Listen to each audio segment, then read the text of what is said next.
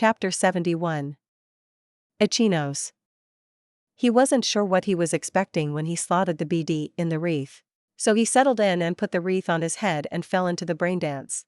As he opened his eyes to the sights within the BD, he noticed it instantly. The feel of his body following along in Motoko's footsteps was certainly different. He had known the girl was off. He had known it since the first time he had met her again after the coma. Normally he wouldn't have started some random BD handed out by a Mox, but there had always been that question. How did Motoko do what she did? How had she gone from the punk TC brat to what she was now? He blinked as he felt himself take a deep breath and everything became sure. There was no hesitation, no fear. He was jogging down a familiar alley, he had parked his truck right there, to load up stuff. But this wasn't after the raid. It was before. He walked up to the back door of the den, he felt himself quickly open the door without hesitation. Then he was in. He snuck through the small vehicle garage, checking the windows and noticing the scavs hanging around. Still alive at this point, but none noticed as he walked through the room. It was a little startling to remember that soon enough all of them would be dead. He moved up the stairway, his feet not making a sound despite the fact he knew Motoko didn't have a lynx paw. She was just that quiet. The pull of the muscles in his legs so foreign as he moved just so, to reduce any noise of his boots hitting the metal steps. He knew he would have shivered, but he didn't. There was no fear. No hesitation. Just a simple calculus. A confidence that he had a gig to complete, and people to flatline, but first he needed info. He followed in her footsteps around as he checked 2 closets, both full of junk some of which he had helped steal later, watched as he competently breached through the building's security system. While he followed the movement, the actions. The actual knowledge of what Motoko had just done was beyond him. Then, the room lit up. He could see them. Again Ichi wanted to gasp, but there was only ice in his veins, as he looked around. No, as Motoko looked around. The ray of light leading to every scav in the building. Wow. He wanted to pause the BD there, just to look at it, he had never seen this himself. It was something new. Something kinda preem. But he felt little as Motoko kept moving, walking the catwalk above the scavs without fear looking down on them, and he could practically feel the sinister amusement of her plans to murder them. Of his plans. He felt the confusion and then disgust as he watched a scav fail at a game. Well, Motoko. That was kinda harsh, that game wasn't easy. And then he felt her confidence as he moved leaping over the edge, in a move that should have caused his heart to flip-flop. Instead, he felt pure confidence, landing with barely a scuff against the concrete in a low crouch, all 4 limbs spread to reduce the impact. Then he was downstairs, but Ichi was backseating, as Motoko went through the computer gathering information, checking an email that confirmed that Ripper knew exactly what was happening in his clinic, and then he smirked, did some more net-running stuff that Ichi couldn't follow and turned right around. A few moments later everything froze. It felt like his chest couldn't move without choice, like everything was completely 100% under his control. But it wasn't him in control, it was Motoko. He moved and the scavs died, he felt nothing as he cleaved through them, knife cutting and ripping, and when it was all done he pushed himself off the scav he had just watched die face to face, and he felt confident. Powerful. This was Motoko? This was the girl that acted like a gonk half the time, and the other half like a cold-blooded high-end merc? He was so shocked, he could barely pay attention as Motoko moved him back down and then up into the Ripper's shop. Hiromi and his face were blurred out as she confronted Charles. As he simply killed him, no fear or wavering, just a faint feeling of assurance. Of knowing he was doing the right thing. And the BD ended, and Ichi gasped, pulling the wreath from his face as he suddenly felt his own body again, and the lack of that pure control left an almost palpable sense of wrongness as he reached for his beer and took a swig. His heart was suddenly racing, as the icy control was gone. Malcolm beside him was doing something similar to him, his face telling a story. So what do you think? Was the BD good? I never actually watched it after Judy did her editing. Did you like it? Motoko intruded into his space, asking while sounding almost a little shy. Ichi opened his mouth and then closed it. What was he supposed to say to Motoko? His chum? His sorta boss? That she scared the shit out of him? That he felt like his body was wrong, and he wanted to puke a little. That he now understood why she didn't hesitate to solo a Skavden, because they were never a threat to her? It was cool, he said instead. Her little joke with the word the only thing he could think of. Thankfully it seemed to satisfy her, with the way her face broke out into a happy smile. Fuck, she confused him. I waved goodbye to my chums. It was getting late, and both Malcolm and Itchy had been a little twitchy since leaving the BD. I guess murder was still a bit too much for my chums. Anyways, at least Knox was happy. The Skavden BD had apparently been super popular. Lots of people had lost someone to scavs. Being able to watch a bunch of them get murdered? Apparently, it was very cathartic. But it was time for more net diving. A short drive later, I was sliding into my netrunner suit and plugging everything in. Time to get some training. The blur of awareness as I switched from reality to the net only lasted a moment, and then I was there, once more in the ethereal neon city.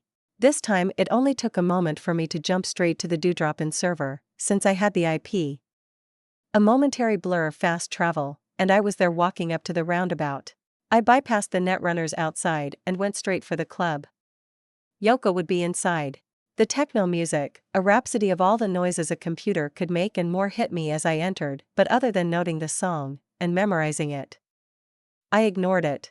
Yoko was lazing in a private booth as I approached her, and her sensual smile was as dangerous as the woman herself. Motoko, finally here? I had some stuff to deal with. I spent some time with my chums. But I'm ready.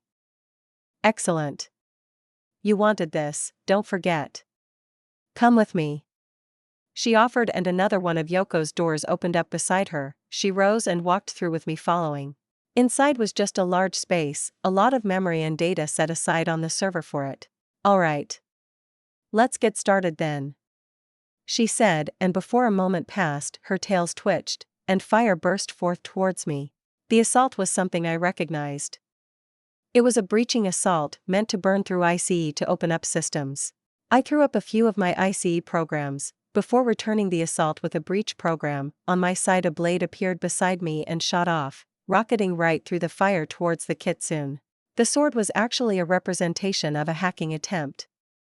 Seriously, netrunning was so weird. It stopped cold. A stone statue appeared in front of Yoko. It was a Kamenu? The lion-dog statues you would see around Japanese shrines. Yoko really stuck to her aesthetic. I could respect it. They were basically a form of ICE. Very tough stuff. The fight continued. My agreement with Yoko had a few factors. The most obvious was information. Guidance on the rules of the net, basic net culture and the like, which we could cover mostly just by talking, but that was only part of it.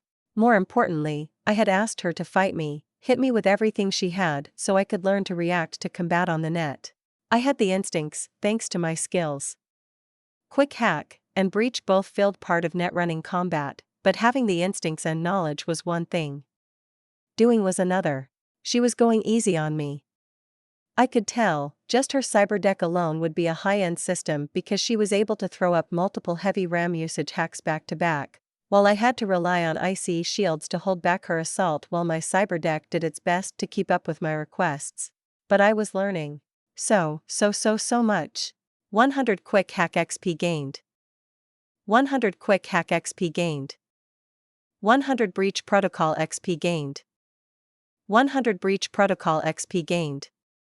100 quick hack XP gained. 100 breach protocol XP gained.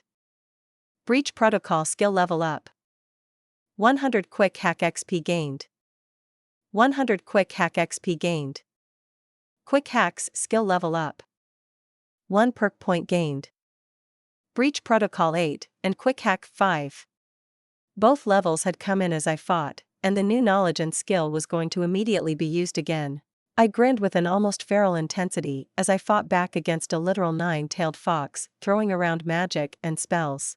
Fuck, I loved my life. Eventually Yoko called an end, mentioning I was showing signs of heat shock, and I had to take a moment to remember that there were repercussions on what I was doing. My poor body back in the basement was overheating, and I purposefully had to lower all my inputs, turning the world into a hazy 3D rendering, all monochrome lines to reduce the workload of my cyberdeck, and try to keep it from overheating. Thank you, Yoko, I said, looking at the blurry woman. This was amazing, I said with a thumbs up. You are a very strange girl, Motoko Kusanagi, she mentioned as her avatar approached. I don't usually accept requests to show off my hacks, but I'll admit, throwing my programs around like this is rather refreshing. It's been a while since anyone has actually challenged me here on my server. Yeah, considering how much RAM you have access to, it would be kinda stupid, huh? I asked, earning a change in the avatar that I was pretty sure was a particularly fox-like smirk. You noticed that? Not every day some kitty runner realizes that the entire server acts as a support for my cyberdeck. She giggled, reaching over and patting my avatar on the shoulder, although I didn't feel anything, and it was more of an emote, not actually touching me but looking like it was. So take a break from this for now? I still need to learn more about the net. Of course. Come with me, I'll take you around to a few of the common haunts. Yoko did in fact do just that. We traveled through the digital night city, walking to seemingly random places that had servers set up as meetup locations. With Yoko guiding me, she helped me get access, and I got to see it all. Her own avatar had disappeared, turning into the same blank outline that everyone had besides their face and a general shape, and once we returned to the dewdrop inn, she shifted back into her kitsune avatar with an almost relieved sigh. I got the feeling Yoko didn't leave her server much. And once again she brought me to that white room, but this time she didn't fight me directly. Instead, she summoned up a demon. Demon were a mix between an AI and a program. Not quite intelligent enough to be considered a true AI, but a bit more nuanced than a normal program. They were background programs often used to monitor systems, to make sure everything was going right, or to balance different systems. If a quick hack was a tool, like a knife, then demons were pets. A rudimentary intelligence. A being capable of acting as a guard dog, or a simple button presser. Of course this time, Yoko summoned the smallest demon. An imp. It didn't look like some fantasy creature, not at this level. Instead it was an orb of light, with two almost cartoonish red eyes glaring at me. It made little noises, beeps and whistles as it glared. Begin, she offered, and the imp attacked. Demons were capable of being uploaded with basic programs, quick hacks of their own. It's why they were so useful as Overwatch for systems. Upload a strong demon, give it some good offense, and you don't have to stand guard 24/7 against a netrunner. Well, you still did, because as good as demons were, they weren't able to match a person. The imp had two programs, and I saw them both very quickly. One was the fire-burning ICE program that Yoko had used before, although it was smaller, a weaker fire capable of corroding code. The other was a screech that suddenly filled my ears, and made me wince and become disoriented. It wasn't noise, but junk data. Like getting hit with a flashbang. My sight went jerky, and laggy with distortions and image sway. In essence, the imp was flooding my connection to the server with junk, like a DDoS attack, in a way. I threw up my ICE shield to block the fire, and used a barrier shield for the screech. The ethereal neon panes appeared in front of me to block the assault, and the imp's attacks ended. It continued to pelt me with the same two attacks, practically in order. One then the other. But the screech was just throwing junk data against a wall of junk data, and the fire couldn't burn through my ICE before I fixed it. So it was my turn. Fire roared, shooting out from my hand and pierced through the imp. The demon came apart with a static sound as it broke into pieces. 250 XP gained. An alert popped up right after, almost startling me as I processed, and then had to fight the urge to smile massively. I could beat demons for XP in the net too. That was amazing. Not bad. Let's see how you handle something a bit bigger. Yoko called out as a thug. It looked like a cartoon thug, only the glowing red eyes showed why it was called a demon. Instantly it looked to me. And attacked. I yelped as it had a much more powerful direct attack. A gun was pointed and fired, and my barrier flared resisting the attack, but only just. The pane of light cracked. The bullet was a virus that deleted data. So when it hit my junk barrier, it just deleted chunks of it. I reinforced the shield even as the thug continued firing every few moments. One round at a time it simply locked onto me and shot, more like a static turret than a sentient creature. I sent my barriers to coat the thug like I had with the netrunner I fought, and it took only a few moments before he was cut off, sealing him up in a tight box that was squeezing the program. It died a few moments later as its access to any system resources literally ended, and it basically lagged out and died, disintegrated as its core systems simply couldn't do anything through the lump of data it was trapped in. 250 XP gained. I was only slightly sad that it wasn't more XP. Not bad at all. But at the moment, you were just overpowering them with better programs. Let's work on a bit more finesse. Yoko called out and summoned another imp this time. No offense, hacks, try to disable the imp. She demanded, and I nodded, jumping into the task. It took a while. But that was what training was all about. It took me a long time to disable the imp without relying on my powerful hacks. Instead, I was forced to do my teleporting trick, making the demon think I was somewhere else on the server, making its attacks miss. In the end, the idea came to me with a sinister smile as I shifted my position. It sent its data purging fire at me, only I had put myself inside the file that the demon was running off of. Watching it fire a blast of fire at me only for it to turn back around and slam into the demon was hilarious. But as it died, I got a nice surprise. 250 XP gained. Level up achieved. 1 stat point gained. 1 skill point gained. That was the last bit I needed for level 10. You okay, kid? Huh? Oh yeah, Yoko. I'm good, just happy, that was fun. I told her with a smile as I tried to stretch only for the act to not really work. I was only a digital avatar, not my real body. Heh. Stretching won't do you much good here. If you are feeling the sympathetic need to move and stretch, you should head back to your body. She told me and I nodded. Yoko. Thanks. I'll be back for more training soon. Heh. You certainly don't quit. I'll see you then, Motoko. The kitsune nodded and then blurred as she left, and I did the same blurring as I pulled my avatar back through all the systems I had moved through until I was back in my lobby, and then I disconnected. I groaned and stretched as I sat up. Back in reality with all that entailed. While I had a few moments of quiet, I pulled open my stats screen and checked my perks.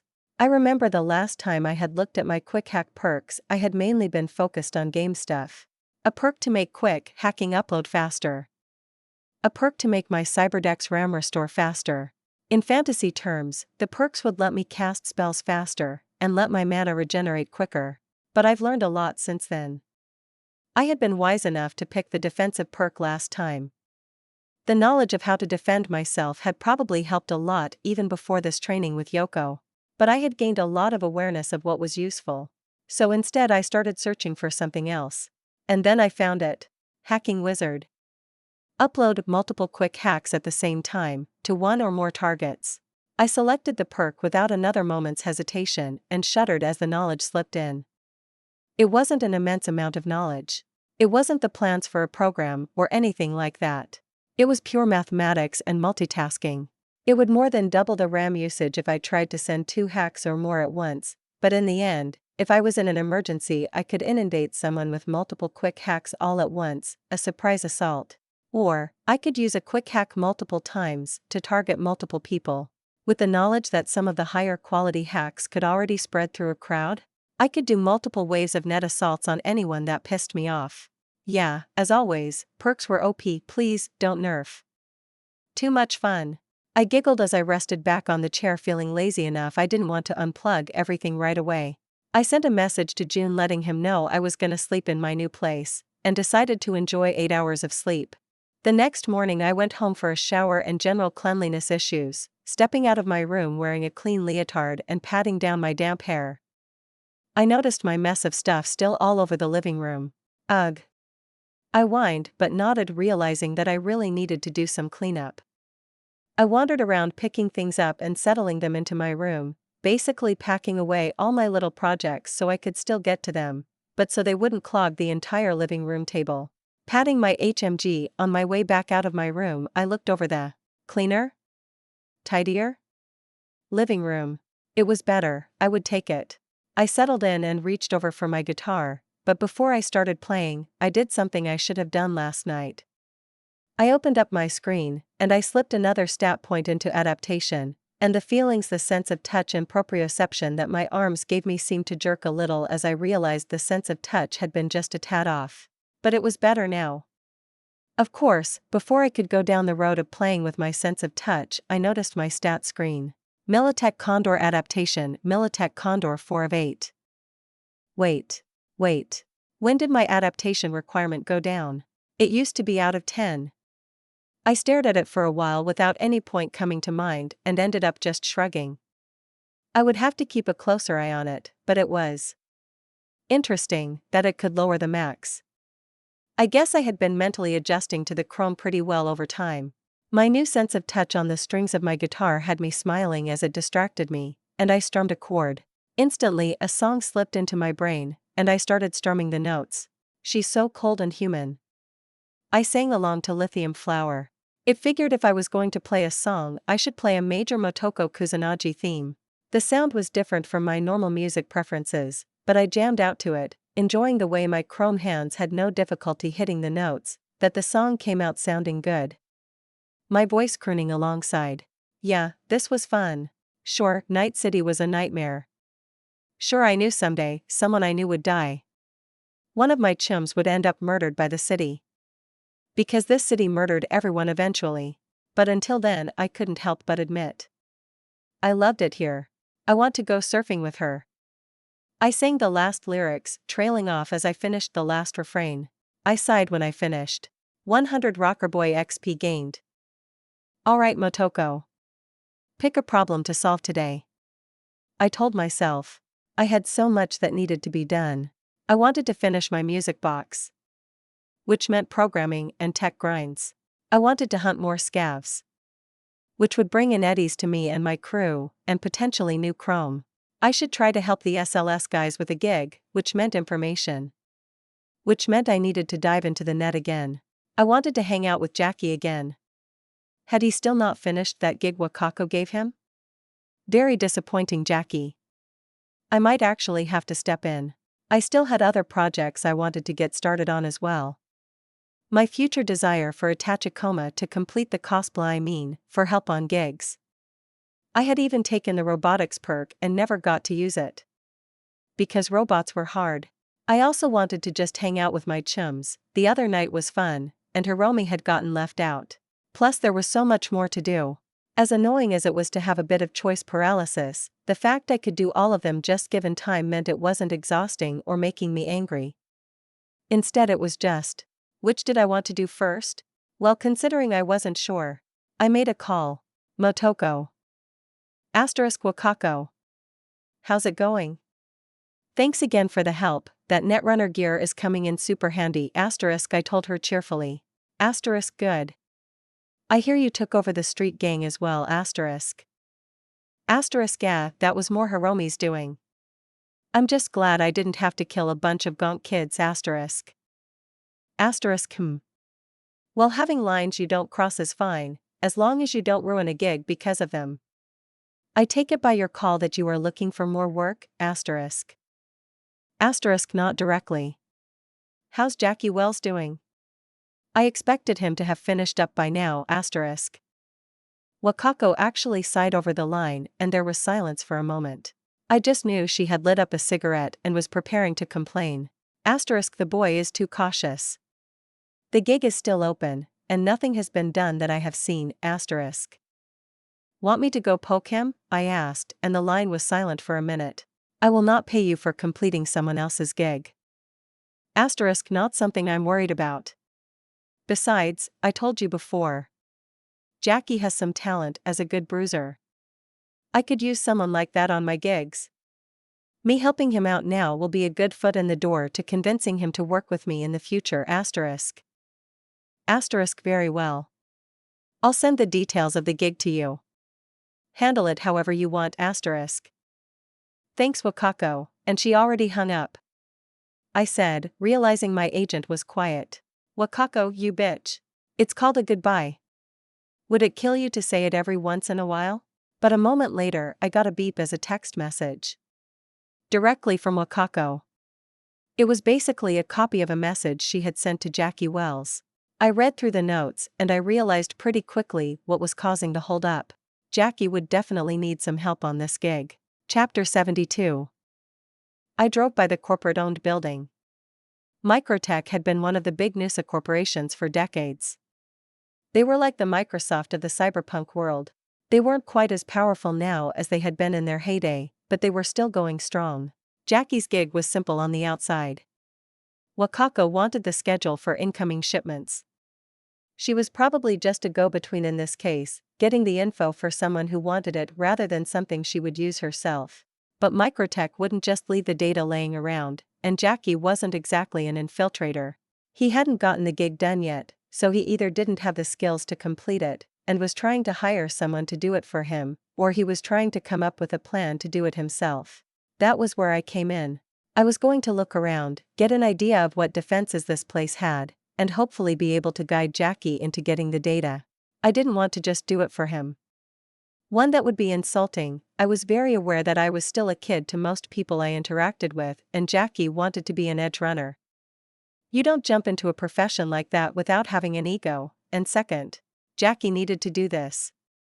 If Wakako was ever going to trust him with future gigs, which would let him build a rep. So I was just going to look around, figure out the weak points in the defenses, and pass along some intel. Maybe make him pay for it with a few eddies, just so everything was square.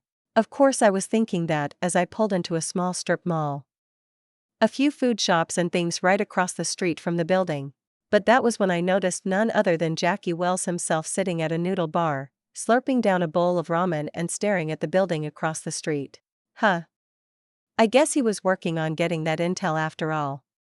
I considered walking up to him, but I figured it would be best to let this one go. Besides, I wasn't wearing my normal gear this time. I didn't exactly want to mess with a full-fledged corporation in my usual. So I was wearing a mix between the armored suits I had bought for my chums, and a set of techgogs that I had picked up from V3LS Loot. It was an old-school piece of net-running gear, but it covered the top of my face and would give me a little additional ID protection if someone actually saw me.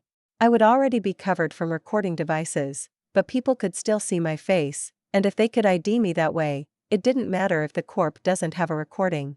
I slipped out of the quadra in a quiet corner of the parking lot and made it across the street without any problem. The corporation's building was set up in a private lot. This wasn't really an office or anything, it was a shipping hub. A warehouse with a small attached office for the corporation. They had a much larger HQ in City Central. The security here would be pretty good though. Warehouses were hot targets. But that was just details to me. I jumped the fence, climbing onto some trash that was building up against the outside walls, and I was in. My eyes flashed as I scanned the area for security. Cameras covered the corners of the building. Robotic guards wandered around, and human workers were moving around driving forklifts moving packages around. I sent a quiet ping into the camera system, and as I expected, it slipped through the security without too much problems. This place wasn't big enough for a netrunner to manually run the security. The grounds were quiet and covered in loose trash and refuse that the warehouse had collected over the years. It was obvious this place wasn't well taken care of. But that just meant there were plenty of places for me to hide. I slipped into a stack of old pallets hiding within them while giving me a perfect sight of the camera on the corner of a building. After I confirmed the lack of any direct attention in the network, I started breaching. The camera's security didn't last more than a few moments, and I was able to slip into the main network as well, as the cameras weren't properly partitioned. I started looking through all the cameras. Outside, the robot guards followed a static path, seemingly uncaring about the large gaps in the security. They were more for intimidation than security, I realized. They would definitely keep out the most common street thugs. Then I looked inside, and the warehouse was certainly not empty. Unfortunately for me, I was only sneaking around and planning to get some data, because I noticed quite a few prime pieces in the warehouse I would love to take home with me. A few of those servers, or computer systems, would be really nice to have. Instead, I focused on the security. Just like outside, there were robot guards, along with a few workers hauling around the large shipments. I noted down numbers and positions, literally filling a digital map with where everything was for Jackie to use. It wasn't even difficult. My breaching skill had reached the point where stealthing into systems, even through a camera, was doable with a bit of work. I made a note of all the rooms I could see, and if I could figure out what was inside them. I also noted the room that would have the shipment information. It was an office in the back of the warehouse that had a camera right outside it, meaning it was one of the most secure locations in the entire warehouse. Someone didn't want someone getting in there. I marked it on the map, disappointed that there wasn't a camera inside. Instead, I altered my focus accessing the systems the camera was connected to, trying to see what I can find on the security systems. Unfortunately, the connection was protected, and unless I wanted to spend a lot of time out here, or make it obvious someone had hacked in, I would have to access the security directly. With everything marked out, and the workers and robot guards pinged, it was child's play to rise up out of the mess of pallets and move towards the warehouse. With a bit of a fun trick, I would just have the camera pan away from me as I approached a side door that the camera was supposed to be keeping an eye on, letting me slip inside the door and close it just as the camera panned back around, making it seem completely natural, despite it being entirely under my control. With that, I was inside, and movement through the warehouse was even easier. I stalked up the stairs through the empty break room and then down a catwalk towards the office. The camera there was controlled the same way, panning away as I walked up under it, and then letting it pan to the way I had just come, giving me access to the office door. It was locked, but that took only a few moments to work through, and the door opened. I slipped inside and closed it behind me just as the camera panned back. The office was what you would expect from a warehouse manager. It was nicer than the rest of the building, and it was surprisingly well soundproofed, cutting down the noise of the warehouse. There was a small laptop set up, and I slipped over, quickly slipping through the ICE. With a few moments of work and I was in. I found the data that Wakako wanted. I made a copy, quietly slipping the data into a shard and putting it away. I wasn't going to just hand it over to Jackie, but if something bad happened, it was insurance. Then I moved away to the actual security server. Unlike the laptop, it was set up in the corner of the room, and didn't have any monitors, or anything. It was a Microtech security server, meant to be set up through a different system, laptop, or direct access through neural cord, and then take care of the security concerns all by itself. It was also shit if you wanted real security. Corpo nonsense at its best. I plugged in, quickly bypassed the password request that if failed would send out a ton of ICE, or even black ICE to kill the hacker. It took all of 5 minutes to breach the security and have full access to the warehouse's network. With a little smirk, I even set up a backdoor. I rarely got to use the knowledge wall-breaking gave me, but who knows, I might need to access this system again in the future. It was setting up the backdoor that made me realize something was off. There was an intrusion in the system. And it wasn't me. I wasn't alone in the system. I considered responding, but I wasn't supposed to be here either after all, and I doubted the intruder expected to have a netrunner come in from the other direction. So I simply stepped back, let the system's autonomous security fail at its job, and watched mostly from what the system wasn't seeing, what the netrunner was doing. They were accessing the security records. I watched the server's memory usage go up a few blips as systems were accessed. Could this be something Jackie set up? I know he doesn't have the skill himself, but he had known T-Bug. Or maybe he just knew another netrunner? Either way, it wasn't my problem. As long as the runner didn't sound an alarm. After the runner got the security records, they looked around, poking at connection points, and it took me a while to realize they were trying to see if they could access the foreman's computer. Unfortunately, that system wasn't connected. This had to be Jackie then. Right? I was considering pulling out, letting the runner finish their little dive when I saw it. A massive increase in server usage. The runner noticed I was watching. If this was Jackie's netrunner, they might bail on the server if they thought security was onto them. The amount of black IC an admin could drop on the head of a discovered runner wasn't worth considering. So I had to move fast. I set up a few solid IC walls that I knew would save me a few seconds in case they attacked, and then send out a prompt through to the runner. It was just a text log, although I did have to think of a good pseudonym in a rush. Ghost would appreciate if you didn't set off an alarm. The log was quiet, no response given, but I could practically feel the frantic activity of the runner as they double-checked their defenses. The server spiking as programs and demons activated to protect the runner, but I didn't attack. Just waited. Blank, who are you? Ghost, I replied with a smirk. The complete non-answer would be doubly amusing. Blank, asterisk you are at the security server. What do you want, asterisk? Ghost, asterisk I want you to not set off any alarms. Noticed you wanted to access the foreman's computer, asterisk I took a moment to look over and take a picture of it, and added that into the chat. I didn't get a response for a while, but I was patient. Blank, you offering? Ghost, asterisk maybe. I know you aren't here against my own gig. But you could interfere, so let's make a deal, asterisk. Blank, I'm amiable to a deal. Ghost, asterisk I don't like working with a blank. That's requirement 1, asterisk. Blank, and I'm supposed to believe you are Ghost? Ghost, that's the name I picked. No response came for a bit before finally the message came through. T-Bug, what else? Oh, I was right. If that was T-Bug, it meant it was far more likely she really was working with Jackie.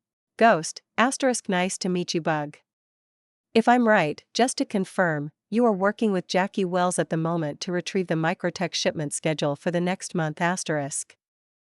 Once again it went quiet. She was still there, but I got the feeling she was probably thinking about ditching. Ghost, asterisk I am asking for confirmation. I often work with Wakako. I don't want to ruin his gig asterisk I added, hopefully the last bit would make me sound less threatening. T-Bug, I was hired by Wells to get security access, and find him a path to the foreman's office. Ghost, then stand by for access, I added, stepping over to the foreman's laptop and quickly having it access the security server. Considering I had already breached both systems, it didn't take more than a minute. I walked back over to the server and plugged back in. Ghost, asterisk once you have what you came for, go ahead and get out quietly if you would.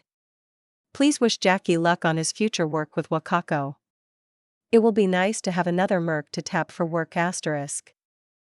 A few minutes later, I noticed the T-Bug took her time accessing the laptop as if she was afraid it was a trap. Once I was sure she was good, I stood up and started making my way out of the warehouse. I used the same trick on the cameras to simply move around the vision of the one outside the door, although just as I was about to walk completely away, I noticed it. T-Bug was snooping. I smirked as she took control of the camera and started quick panning it back at me. But I already had the full layout of the warehouse. Despite being on the catwalk on the second floor, I simply leapt over the edge, disappearing far below the camera's line of sight before it could have spotted me. Then I was gone. Sneaking out through the side doors, avoiding the cameras without touching them this time, and climbing up the pallets I had hidden under before and leaping over the edge of the barbed wire fence. I rolled as I hit the ground, stepping back up and wiping the dust off, before casually walking down the street. That had almost been bad. I hadn't expected T-Bug to be able to notice me snooping from the security server. She was better than I had thought. Like really good. I would have to be more careful, but in the end I was satisfied. Gig complete. Sorta. It just wasn't me that was going to complete it. I did check in on Jackie as I walked to the car, noticing that he was leaving the noodle joint. I smiled as he seemed like he was in a suddenly super good mood as he raced away. Considering, I smirked and jumped into the quadra heading home. I would change into my normal outfit and wait around, because I had a feeling Wakako would be sending me a message soon. I was on point. An hour later, as I was lazing around on the couch, I got a text from Wakako. Asterisk Jackie Wells completed the gig. He is coming in for a meeting now asterisk. I grinned that Wakako actually did follow through with our deal. I jumped off the couch, rushed out the door, still fighting my boots as I hopped into the elevator, ignoring the look of my neighbor who had stepped into the elevator just before me as I fought my boots on my feet, and then rushed out the elevator as soon as the doors opened on the ground floor. I only slowed when I hit Jig Street and sauntered happily into Wakako's parlor. The look she gave me told me she was in no mood for my nonsense, and she pointed to a chair and I quickly sat in it. I've been given the report of what happened already. Mr. Wells hired a net runner he is acquainted with to get him into the building, only they didn't need to, as another net runner had already infiltrated the building. Wakako started speaking suddenly, and I kept my cool, not letting myself show any sign of nervousness. Wakako was a tiger after all. They could smell nervousness. So since you decided to get involved in the gig, tell me why you think I should allow Mr. Wells into my employ. If he can't complete a gig on his own? I winced. First, it's rude that you immediately assume that someone with the coolest net handle of Ghost is me. Even if it was totally me. I offered, pointing upward with a chrome finger. Second, Jackie realizing he wasn't going to be able to finish the gig on his own and getting help using his connections, is the exact kind of thing you want for a merc. If you just want someone who will rush in guns blazing, almost guaranteeing they will end up dead on an important gig, then yeah. You don't want Jackie. Wakako took a drag of her cigarette and nodded, agreeing with my reasoning. Also, I wasn't originally going to help out, but Jackie hired a seriously good net runner. T-Bug knew her stuff and noticed I was there. So I had to get involved. Very well. I expected something like this when I gave you the information regardless. The gig is complete, and I have the information my client wanted. She offered, tapping out the ash casually into the ashtray. I'd like to work with him on some gigs. Either right away, or later. I mentioned, and this made Wakako react. I don't think he will fit your style very well. Not directly, but every infiltrator needs to be prepared for getting caught. Jackie's a good solo, and I could use him on some of my gigs, just as backup. It would be nice to know that if I screw up, I won't be alone in the firefight for my life. If you wish to bring him along on any gigs you take, that is up to you. As long as the gig is completed, I don't care about your methods. She said, but didn't say anything about me going along on Jackie's gigs. I let it go, and noticed that Wakako seemed more than ready to ignore me, instead watching the small TV set she kept in the corner of the room. I turned around in the seat to look and ended up actually falling into the pit of weekday afternoon TV. Chapter 73. No way Simon makes it this time. This is his third try. I argue, even gesturing with my hands at Wakako. He is scrappy, and he has a great desire. I think he will make it. Wakako offered, taking a drag as we argued about the show she had been watching. Apparently Wakako was really into this weird mix of Price is Right and Takashi's Castle game show. Night City Television was fucking weird. One segment will have these people trying to win prizes in strange games, and the next segment would be them getting their ass beat by a Borg dressed up like a kabuki actor with a massive, only slightly padded kanabo. I was pretty sure a few people had died even with the fuzzy kanabo blunting the strikes. Fucking wild-ass mix of boring American and unhinged Japanese TV show. But it was both kinda interesting and boring as fuck in equal measures. I just didn't get future TV. Ah. He is here. Wakako offered, glancing up, and I noticed that she knew long before I could hear the sound of the parlor door opening. Someone was keeping an eye on things for her. Sneaky Wakako. I relaxed in my seat with a smirk as I waited for Jackie to enter. I could hear him chatting with the receptionist Wakako hired, and then I realized the gonk was actually flirting with her. Was Jackie flirting just as instinct when he was nervous? I'm pretty sure it was, although I could see Wakako wasn't pleased. But a few moments later he got shot down, and was told to enter the room, and I could barely suppress my grin, instead staying cool thanks to cold blood to keep myself with only a small smirk. Jackie stepped in through the beaded curtain, obviously trying to hide how nervous he was, but Wakako and I could both tell as he rose to his full height. He opened his mouth to speak before stuttering to a stop as he noticed me sitting in the room as well. Our eyes met, and I just kept smirking. Jackie Wells. You completed the gig I assigned, got me the information I desired. Wakako said, suddenly cutting off our little moment. The gig was difficult, meant to see if you have what it takes to work under me. I've decided to give you a chance. She offered, and I could see the energy rush into Jackie at the words. I won't let you down, Wakako, you can count on me. He said, tearing his eyes off me, to focus on Wakako. Smart move. Perhaps. She said, and then she started going into a spiel about what she would be expecting from him working under her. It was interesting, because she hadn't done something like this for me. I guess my infiltration talents meant she didn't feel the need. Or I guess Wakako had just not expected much from me at the start, until I actually succeeded and made my skills evident. I focused back on the conversation as she seemed to come to the end of her spiel. You will also be given some gigs to complete in the coming days. I will be assigning one of my agents to assist you during the gigs, and ensure you are as capable as I expect. She may also bring you onto her own gigs if she feels your skills will be useful. Motoko? Thanks, Wakako.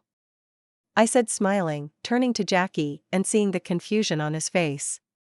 Soaking in the look of utter incomprehension on his face, but also the desire not actually admit he had no idea what was going on. Ah. That was the feeling of satisfaction of revenge from being underestimated. All right. Jackie, nice to see you again. I'll be expecting you to help me out from now on. I have high hopes for you.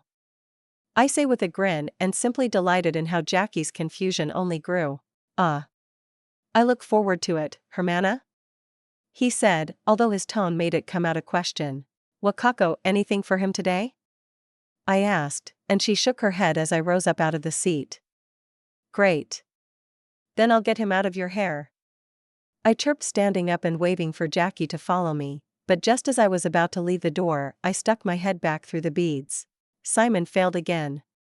Told you. He hurt his ankle during the previous fall. No way he could make it. Wakako bit back a curse, smashing her cigarette into her ashtray, as she turned back to her show, turning up the volume so it could be heard again. Hermana? What dash? You hungry? I'm hungry. There's a noodle shop in the Cherry Blossom Market that I like, come on, my treat. I'll fill you in. I told him with a smile as I happily sauntered down the dark streets of Jig Jig Street, knowing Jackie would follow. Man, messing with him had been so satisfying. Totally worth $2,000. Wait. Fuck. I had literally spent $2,000 to fuck with someone. Okay, new rule. That was dumb, don't do that anymore. Satisfying though. We walked out of Jig Jig Street and down into Cherry Blossom. The atmosphere was brighter and less dangerous. In the end, we settled into the ramen bar and had put in our orders before I started. So I work for Wakako as one of her mercs. I'm an infiltrator. When I offered to help on your gig for Wakako, I wasn't just messing around. I'm not just a kid wanting a taste of being a merc. I was actually really offering to help you. I told him as he took a sip of the drink that was placed down in front of him. My own quickly joined it. Damn. He muttered, and I could see behind his eyes as he was repackaging both our previous interaction and this one. So Wakako trusts you a lot. Ah well. I might have agreed to a pay cut on the next gig so I could be in the room when she met you. I explained, and he blinked at that, before chuckling, slowly at first, but then letting it grow into a belly laugh. I must have really pissed you off then.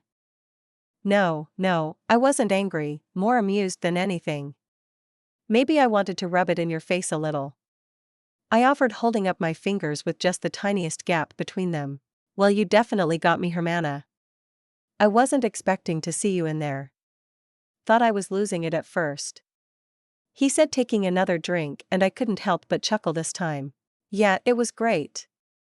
So yeah, let me break it down for you, 'cause I'm sure your head is all over the place. I asked Wakako to let me work with you on a few gigs. Mine or yours. Not just because I want to help you, but because I want you to help me. I'm not exactly a bruiser, and getting into a firefight is a pain in the ass. I would like to know I have backup in case it ever happens. So you want to work together? Well, test it out to see if we work well together? Exactly. If it doesn't work out, you don't need to worry. Wakako will still have gigs for you. But if it works out, I can always use an extra gun on my gigs, so could be double the work. Interested? This time Jackie was quiet as he took another drink. Wakako wouldn't use you if you don't have the skill, but I'm picky about who I work with. He offered, and I almost snorted, because I remember the nomad origin in the game. Jackie, you'll team up with anyone for the eddies you gonk. But I didn't say that. Instead, I shrugged. Well, Wakako wants us partnered for the first few gigs. We can see how well we mesh. If everything works out, great. We both have someone to watch our backs. If you don't like me, just say it, and I'll delta. There are plenty of gonks with a gun, and in need of eddies. I said, and he nodded at that. Still a bit awkward about the idea is all. You're so young. He muttered, and I nodded. And you're so old. I gasped in faux shock. Before smoothing out my expression. Age has nothing to do with it. You're a merc, you know that a kid can kill just as well as any merc. I said, looking off to the side, just taking in the movement of the bar. I just don't like it. Kids should be boosting cars, or getting in trouble, not risking their lives? I'm not a fan of that either, Jackie. Which is why I would love to have a shooter that I can trust to watch my back. He didn't seem to have a good reply to that, and a few moments later we were interrupted as the server came by. The noodles arriving distracted us, making Jackie and I both happy as we dug in for a moment. But after his first bite, Jackie seemed to come to a decision. He reached over and grabbed his beer. To potential partnerships, he offered, and I smiled as I grabbed my soda and tapped it to his own. I picked up the tab like I said I would, and after sharing numbers, Jackie and I split up. We would meet up soon when Wakako had her first gig ready, and Jackie needed some time to process. On the other hand, that meant I had to figure out what I wanted to work on. I ended up walking around the market for a bit, browsing some of the little stalls, but not finding much that really interested me. It wasn't like there was a mercenary shop among the stalls. I did stop over at the tech repair shop. The lady that I had bought my tool kit from was sitting out there like normal. We both had grown to an agreement. I would ignore her, and she would ignore me. But that didn't mean her stock wasn't useful. I browsed through her items, old tech junk, nothing that really interested me, but I did find some parts and materials I wanted. Buying some feeder items for my printer, I paid the eddies and headed home. A nice jog back to the apartment felt nice, a return to those early days, and then I was there, on the couch feeding the metals and plastics I had bought into the printer, processing it into easy-to-use cubes and pieces. Then I pulled out my box of things I'm not allowed to play with in the apartment. I still had plenty of my own grenades, but Jackie didn't carry them from what I saw. If he was going to be my backup, or vice versa, I wanted to make sure he had the tools. Plus it was good practice. But I did follow the rules. I grabbed everything and hauled it to the car. I would work on it in the net-running basement. That way June couldn't yell at me. I stretched as I flopped into my net-running chair. I had spent the last few hours putting together an array of grenades, and then stored them all in my quadra. It would be a nice surprise for Jackie when we went on some gigs. A bit of extra firepower just in case.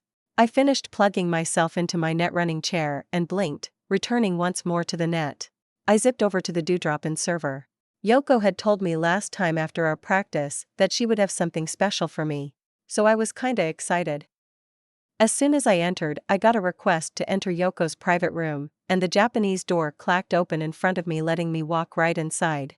Yoko. How goes? Motoko. I'm fine, thank you. She said, sounding amused at my normal greeting despite the situation. Yoko was sitting on a throne in the middle of her private shrine lobby, and there was someone there with her. The netrunner looked like me, with a blank avatar beside the face, and he seemed more interested in an array of neon windows that floated around him that he was tapping away and inspecting. Who's your friend? Walk 3R, this is Motoko. Motoko, this is Walk 3R. Yoko introduced us, but I noticed she was purposefully not telling me what was going on. I quirked an eyebrow at the kitsune and only got a smirk in return. What's going on, Yoko? You told me you had a surprise. Ah. Indeed I do. Walk 3R is someone who owed me a favor, and I owed him a favor in turn. She said, and that was when I started feeling nervous. Okay? I'm guessing that has something to do with the server information he is browsing? I asked, having read the neon window she was looking over, although reading them backwards wasn't easy. Okay, I cheated. I had taken a picture. Or a screenshot? It was hard to explain, but then I just reversed the image. I was inside a computer at the moment after all. Indeed it does. He said, finally turning away from his screens to see me. I pulled a corrupted server out of a black market auction a few months ago. Haven't had time to clean it up yet, so I went to Yoko, and don't you know it? She has a netrunner looking for training in everything, including deep dives. So you are going to be our guinea pig. I looked to Yoko with a very unimpressed look and she gave me a sultry giggle. Stupid sexy kitsune. Don't be so put out, Motoko. We have both already sent in Demon to look over the server, and it's clear of anything truly malignant. But the data is still locked behind a mess of overactive corrupted demons and mashed together code. So you will go in, destroy the demons, while breaching into the information inside. This isn't just good practice, it's the truest test for netrunners. You want to be more than just a kid playing with scripts? This is what you need to learn. She said, and then pointed to her side, and a portal opened. Fine. But if I die, I'm gonna be so mad. I told her, pointing at my eyes, and then to hers. Yoko snorted at my words but nodded in agreement, and I slipped into the portal, which was just a connection to the physical server that Walk 3R had set up. Inside, the world shifted. If the internet of Night City was a city in appearance, then this was simply a mess. Odd shapes and artifacts hung in the air. A display of just how damaged this server was. Unfortunately, my attempt to gather my bearings was forced to be put aside, as the demons that Yoko had mentioned had noticed my intrusion. Just like the server itself, they were damaged, disfigured creatures that charged at me, as they sent odd programs at me. I reacted, throwing up ICE and my barriers to still the assault, while launching a barrage of fire to smash into the demons. The whole thing took on a truly eldritch cast as the server was so distorted the data wasn't translating right. But I ignored it, rapid-firing my programs as fast as my Sicho MKII could handle. The demons kept coming though. The only reason I wasn't overrun is because their very nature had been damaged. Many of the attacks they sent fizzled out against my ICE, or barriers, without any further effect. The programs they used were too damaged to actually initialize, but that didn't make them safe. Twice a program was launched at me, and instead of being halted, it exploded, seemingly ripping the server apart into an even more convoluted space. Literally dragging space into a twisted shatter point. The program they had used was probably running into some sort of memory leak, or loop, that the server was forced to try and handle. I focused on those demons first. But I was being overrun, and I had to fall back on another skill, besides quick hacks.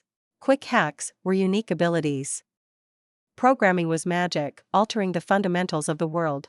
Breach was movement.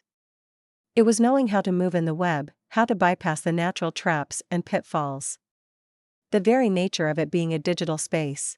Higher levels of breach meant you were close to being a digital entity yourself in a way. So instead of staying on this level of the server, I jumped, breaching into a different section, the damaged IC not able to stop me from basically teleporting through the server. And since I was moving fast, I built myself enough time to actually catch my breath and look around. The new section of the server looked different. Obviously, I was now in some sort of personal lobby that no longer existed, and had deteriorated.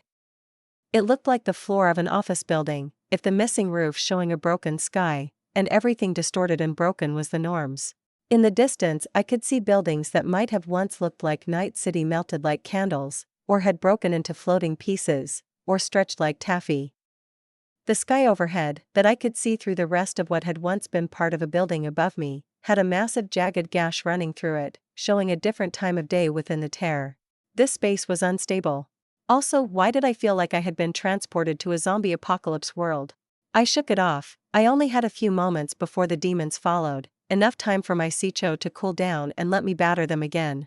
It also gave me time for some setup. With a bit of adjustment, I activated my Health Flame program, loading it to have a much longer lasting activation period, and a quick alteration to its shape.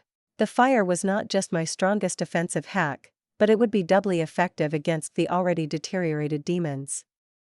Deleting data should put them down much faster.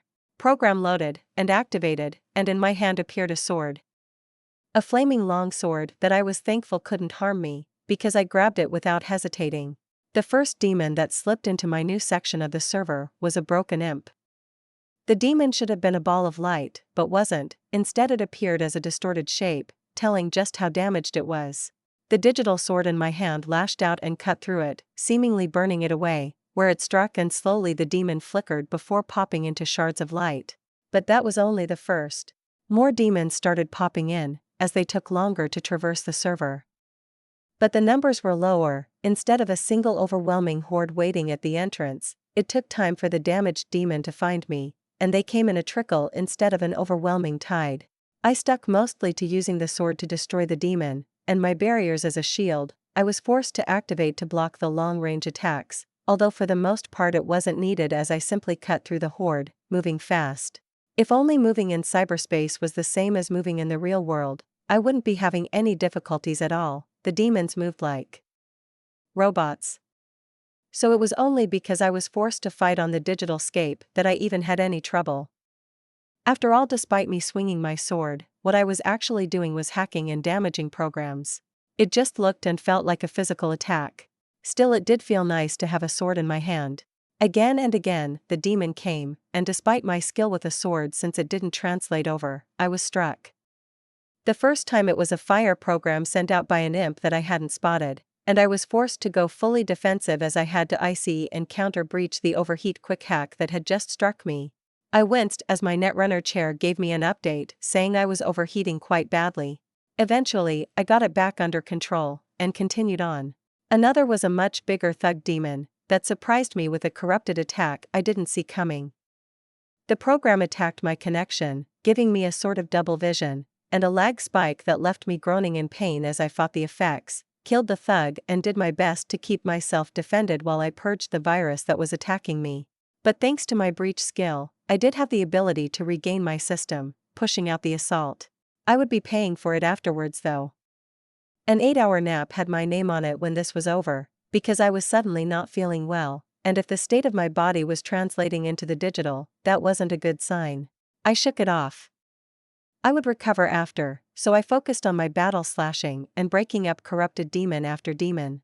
I swung and blasted until it was done. Finally, I was left standing in a hellscape.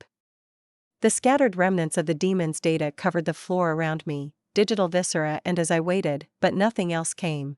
It grew quiet, but I didn't rush it. Waiting as I let my Sicho cool down from the strain of what I had just gone through. Eventually, I was sure nothing else was coming. I relaxed, and then because I was already here, I started exploring. I mean, I wasn't feeling great, but my chair sent me back plenty of biodata, so I knew I wasn't dying. The data within the server was a mess, scattered over multiple hubs and lobbies, but I was here to explore, to try and get what I could. So I started gathering. Loading everything that was even semi-legible, and clearing paths to the different data connections. Most of the time that meant me having to destroy data rubble that blocked my path, or even create a path when the section I was trying to traverse was literally just an infinite pit. I was just lucky that the traps that would have slowed me, or even attacked me, were mostly digital detritus. I passed over a spike trap, or at least that was how my eye saw it, but it had been a rather nasty section of black ICE that would try to murder anyone foolish enough to fall into it. The program was still there, hence why I could see it, but the activation subroutine was gone, hence why it was just a revealed piece of terrain I was able to walk around.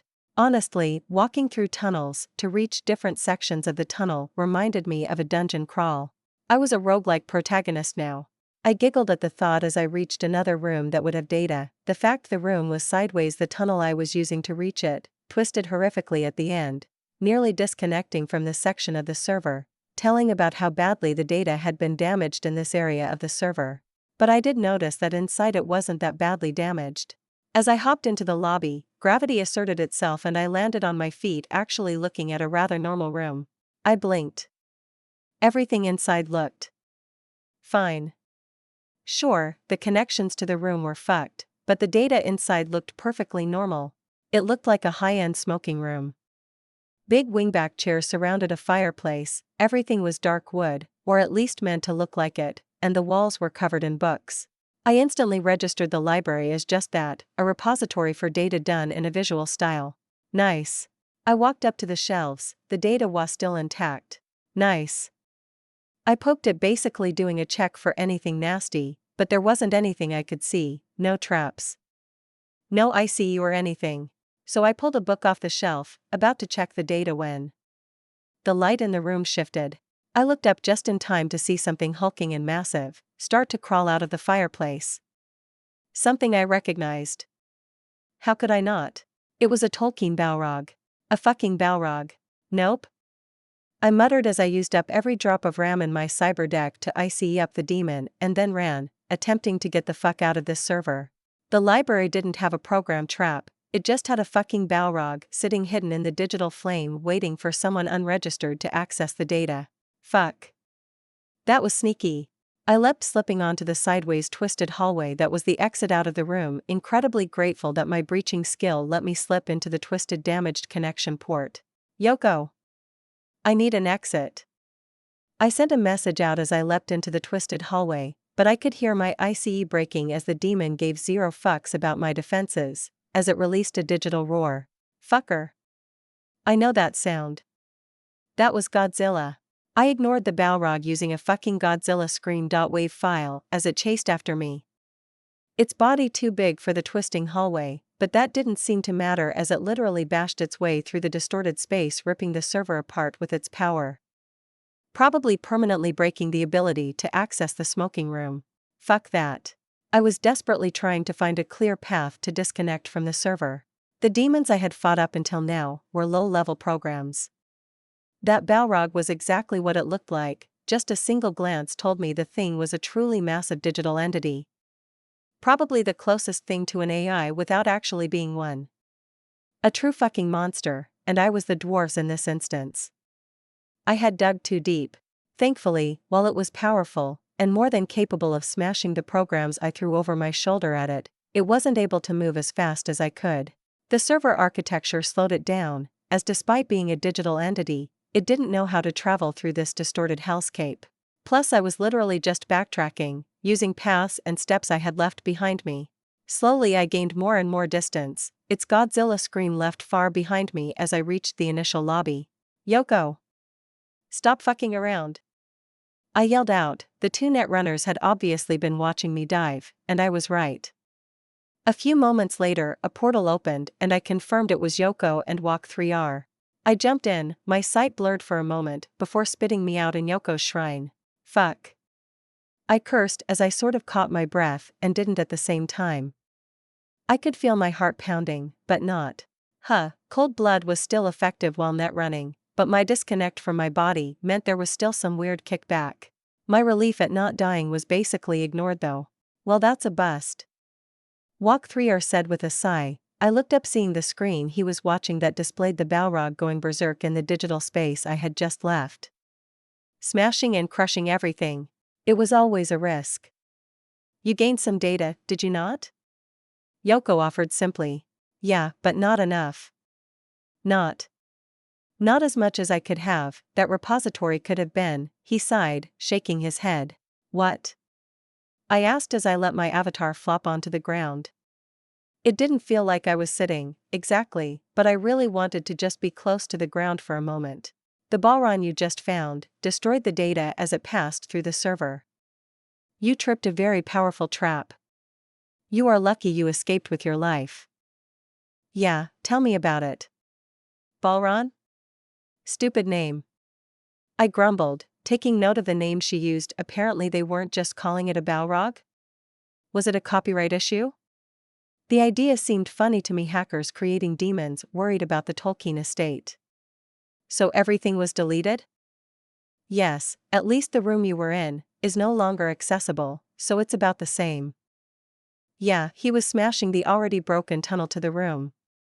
There could be another access point. I pointed out, but only received a shaken head from W3 Laker. Unlikely. That was a secure storage space. No, that was the only path. Can't we build a new one to connect to it? Walk 3R snorted. Not a chance. The data was likely corrupted the moment the pathway to it was fully broken. Even if I could get access again, it would be just as bad as the rest of the server now. Sorry. I offered, actually feeling heartfelt. It wasn't my fault, exactly, no way for me to know about the massive Balrog hiding in the digital fireplace, but I was still the one there. It's fine, kid. The server was a mess and I doubted I would get anything out of it safely, which is why I agreed to this. Yoko gave me some good stuff to use the server as a training ground. The data would have just been a perk. He offered and I nodded, looking to Yoko, who was still resting back on her throne. I learned a lot, but I feel like that wasn't the norm when diving into a data server. Oh no. The corruption of the data within made it a very unique experience. But it does resemble in a far safer version what diving into the deep net would be like. Considering I agreed to offer you as much mentorship as I could as a netrunner, I figured gaining such an experience would be worth it. Don't you agree? It was certainly unique. But I think I need to log. I'm pretty sure my brain was half fried when I took that overheat. Honestly, I'm surprised you are still conscious. When the hack struck through your barriers, I expected to have to pull you out. D3LS rig must be better at protecting its user than I expected. Or I should say your rig. Yoko offered, and I shrugged. I was pretty tough after all, so I wasn't all that surprised, but I didn't want to get into that with Yoko. I waved her goodbye as I pulled myself out of the server back across the net to my lobby, and I blinked with my real eyes. Then I blinked again, because my face was a mess. Blood ran down my nose, and I think from my eyes as well.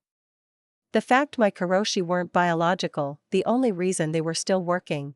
I was fucked up. I thought about getting up and cleaning up, but I was in rough shape, so instead I decided to kick it down 8 hours. I went to sleep. Chapter 74. I ended up having to go home after I woke up. While I did have a sink in the basement so I was able to clean the blood off my face, my netrunner suit needed an actual cleaning since some of my blood had caked on. So I was throwing my clothes in the washer back at the apartment, and slumping onto the couch when I thought to check my stat page. I had killed a lot of demons after all, and they did give XP. I started looking through the update list with wider and wider eyes. 250 XP gained. 250 XP gained. 250 XP gained. 250 XP gained. And on, the page of XP alerts just didn't stop. Level up achieved. 1 stat point gained. 1 skill point gained. 250 XP gained. 250 XP gained. I had actually managed another level already. I had killed enough 250 XP demons to gain more than 11,000 XP. That was... Well, okay, it was only 44 demons. That actually fit. That horde of demons I had slaughtered had been quite large. Wow. But that wasn't even the end of my improvements. I guess breaching through a corrupted system had given me a lot of practice. My intelligence had leveled. Intelligence leveled up. Intelligence 9. But even better, breach had leveled as well. Despite the intelligence level up just happening, breach had shot up as well. I guess navigating that ruined system had been a great new experience. Breach protocol skill level up. Breach 9. I now had a new highest stat. Cool had been my highest level stat for so long, it was kind of weird to think it had fallen behind. Yet that wasn't even the end. Quick hacks skill level up. Level 6. Already.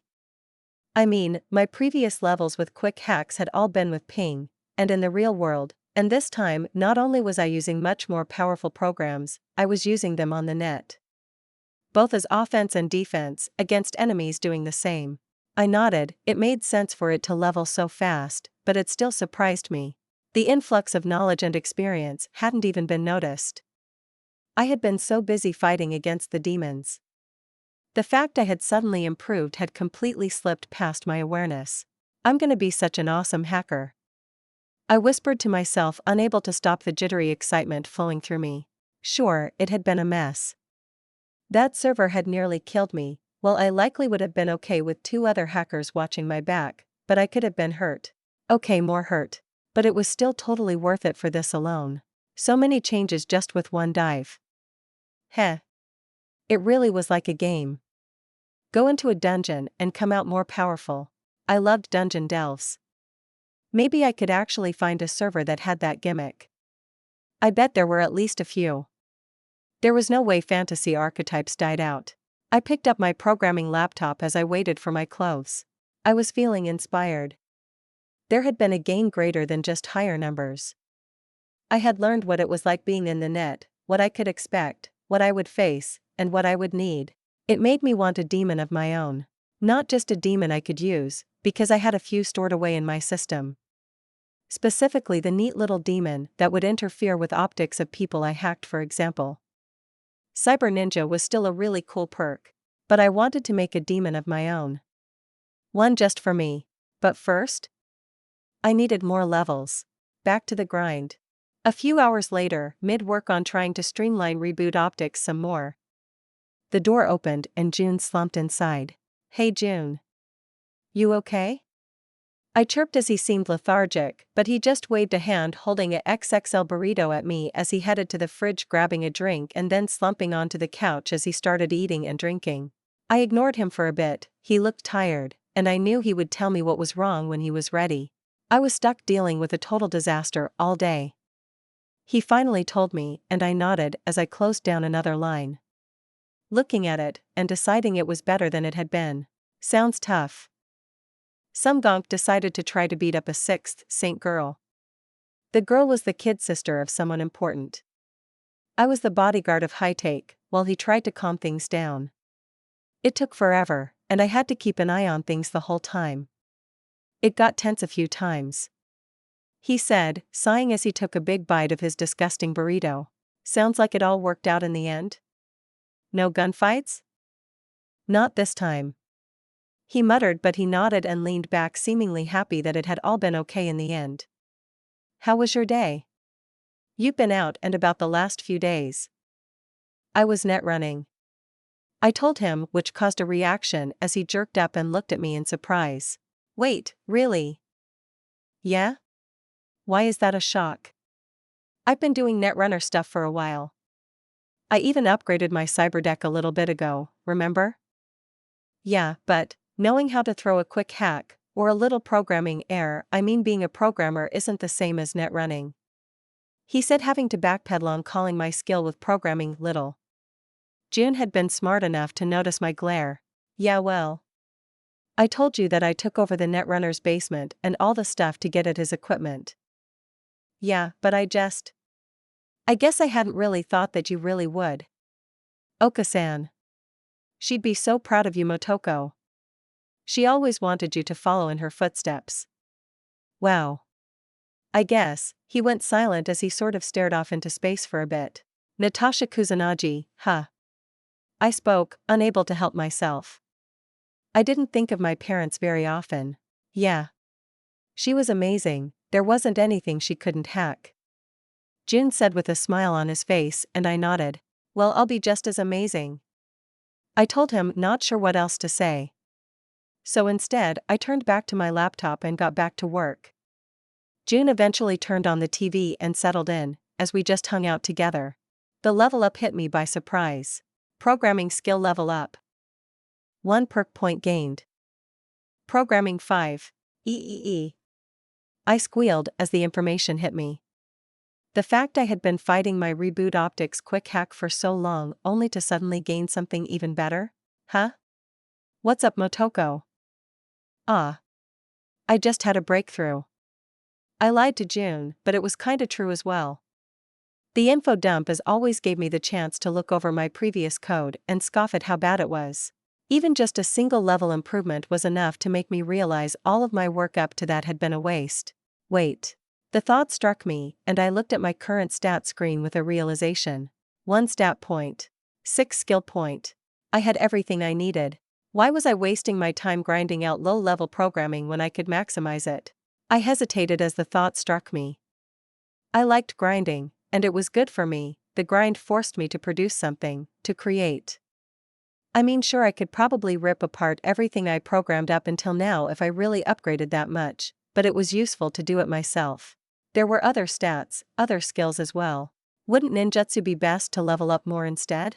Wouldn't reflex be a good choice to increase, as it makes me incredibly more deadly? Tech? The stat and skills I had worked with the least? Wouldn't they be best to bring up in line? But I really didn't want to fight against these programs anymore. I wanted to make amazing programs. I stopped myself from putting all the points in. I remember the info dump that had happened the last time I had done that. So instead, I simply put a skill point into programming. Programming 6. The rush was everything I had hoped for. Increasing a skill by 1 point was a massive increase. Getting another level up moments after? Ah, yes. But I wasn't done. Once my mind processed the level up, I flicked another point in. Programming 7. I shivered, having to use cold blood just to calm my excitement so June wouldn't notice me freaking out.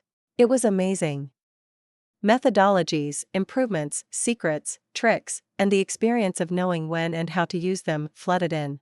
I had been like a baby playing with a weapon, without the understanding of how to take off the sheath. Of the skill on how to turn a weapon into something truly deadly. But I was starting to see it.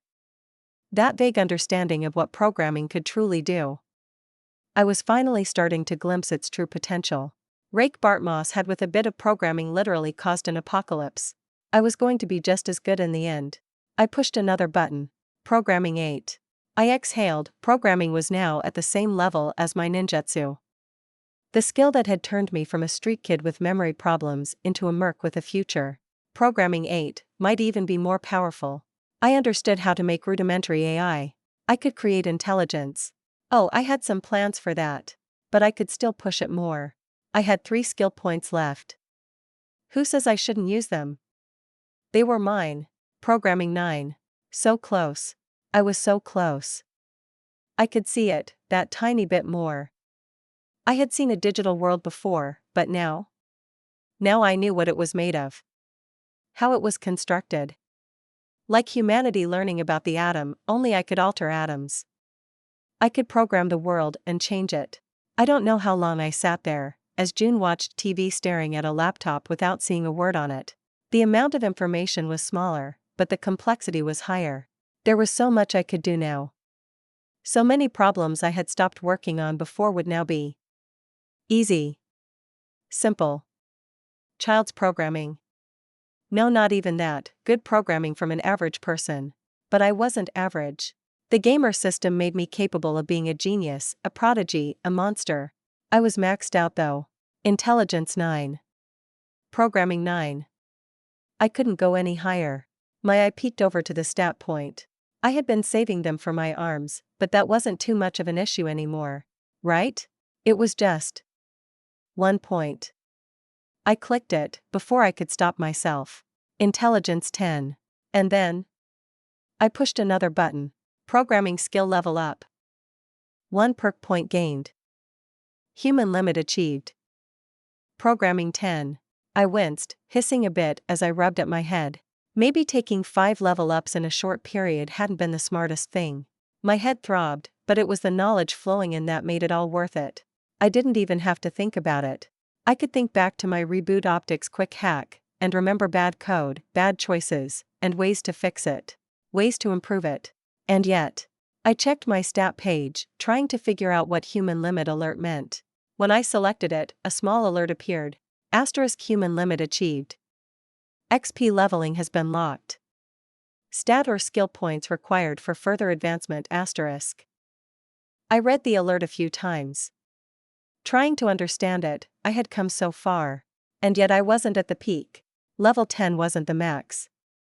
I didn't even know if there was a max, but since this was mimicking Cyberpunk 2077, then level 20 would be the max level. Right? I was only halfway there. I only had half the understanding and knowledge of programming that I could have. For a moment I just felt like my brain was melting, because the idea that I could still get even better. Being this skilled at something. It almost scared me. No wonder Bartmoss had been so feared. Had been so capable. A monster. A true inhuman being. That is what being level 20 must mean. I stood shocking myself as I nearly fell as I felt woozy, something even June noticed as I stumbled over to the kitchen and grabbed a soda out of the fridge.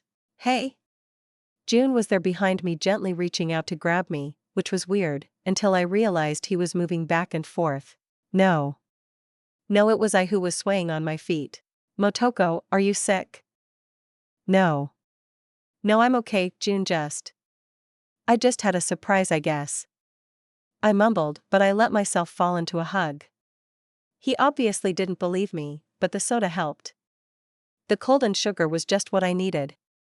A few moments later, I pushed away from June and my legs held me. Motoko? Do we need to go to Vic's? No, I'm okay, June, really. It's all a bit much. Programming. I muttered, I think I'll take a break for a while, let my brain cool down. Yeah. He grumbled, but as much as I wanted to just think, June guided me back to the couch and very firmly closed my laptop, which earned him a snort, but I was a good girl. I settled into the couch and flopped over onto the armrest, and instead of doing any further work, I just watched the stupid show June was watching. God, it was awful. I ended up falling asleep at some point. Which goes to show just how tired my brain must have been. Okay, Motoko, you fucking gonk brain. No more leveling multiple skills back to back. Give it a few hours at least. I was on the couch, but a blanket covered me and the TV was off, leaving the room quiet, which was rare. I snuggled into the couch for a bit, not wanting to get up just yet. June must have put the blanket over me. He was a good Oniai-chan. I would have to do something nice for him, like not wreck his sleep by cannonballing on him? Or something. I'm not a good Amudo. I'll work on it. Eventually, I started getting bored and actually rose up, untangling myself from the blankets, but rather than open up my laptop like my brain was begging me to do, I went to the bathroom and took a shower. The water flowing over me let me process what I had just done. It wasn't stupid. Other than rushing through the leveling. I couldn't have known that leveling up to 10 meant I stopped getting XP, and would have to level through stat and skill points. Was it annoying? Yes. But it was fine. I knew it now. Besides, programming. God, it was almost terrifying what I could do now. And I still had 2 perks. I snorted. I had gone from level 5 to 10 in one sitting. No wonder my brain had felt like melting out my ears. Although I did have to admit, it felt amazing. Learning something, no more than learning it, mastering it? I shook my head, spraying water around. I wouldn't put myself through that again, but doing it once was neat. Now I just had to decide. What did I do now? The system had told me I was at the human limit. What did that mean?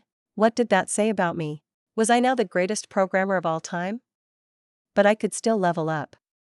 The stats and skills went past 10. So what would programming 11 be? 20? I shrugged. I guess I would find out when it happened. Until then, I really wanted to fix my quick hacks. But first I had perks to pick. No point in getting to work without them selected. The first perk was an obvious choice. Inspired programmer, inspiration strikes constantly. Never run out of steam while programming. Instantly, just thinking about my quick hacks brought tons of ideas on how to fix them. Truly, I was inspired. It felt great. The second perk was harder. I went back through the list. It took me a while to find something I felt was good enough to add in. Honestly, I picked it so I might finally be able to complete one of my big goals. AI Whisperer, demons, smart programs, virtual intelligence, and true AI. You don't just create a mind. You create life. I shivered as I picked the perk. Was it the right choice? I don't know. There had been a few about creating better quick hacks in the list too.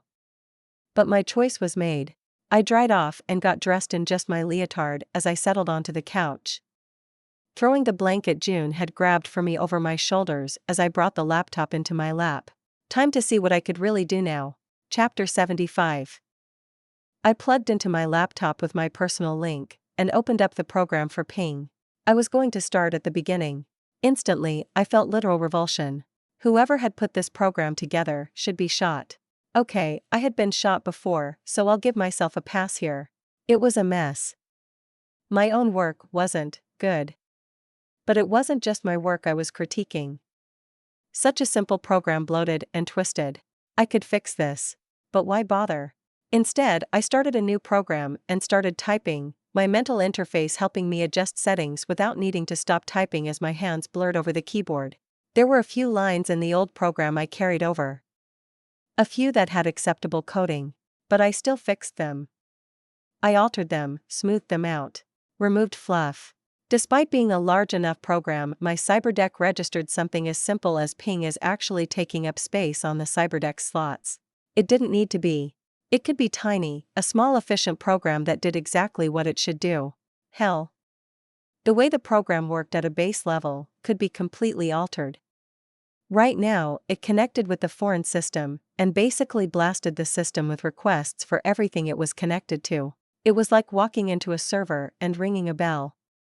Sure, you would get the information, but anyone watching would now know. So I did something different. A little trick I had picked up thanks to Ghost Touch, and with the tiny size ping now was, and the fact system connectivity was by definition less secure data than nearly anything else. I looked up as June pushed my screen down. June? He ignored my question for the moment, plopping a burrito in front of me with a look. Eat. I'm in the middle of something. I grumbled instantly, especially at the sight of the burrito. Motoko, you've been on that laptop all day. Eat. I blinked, looking out the window. I had thought the dim light meant the sun was still coming up, but no. The sun was going down. Oh.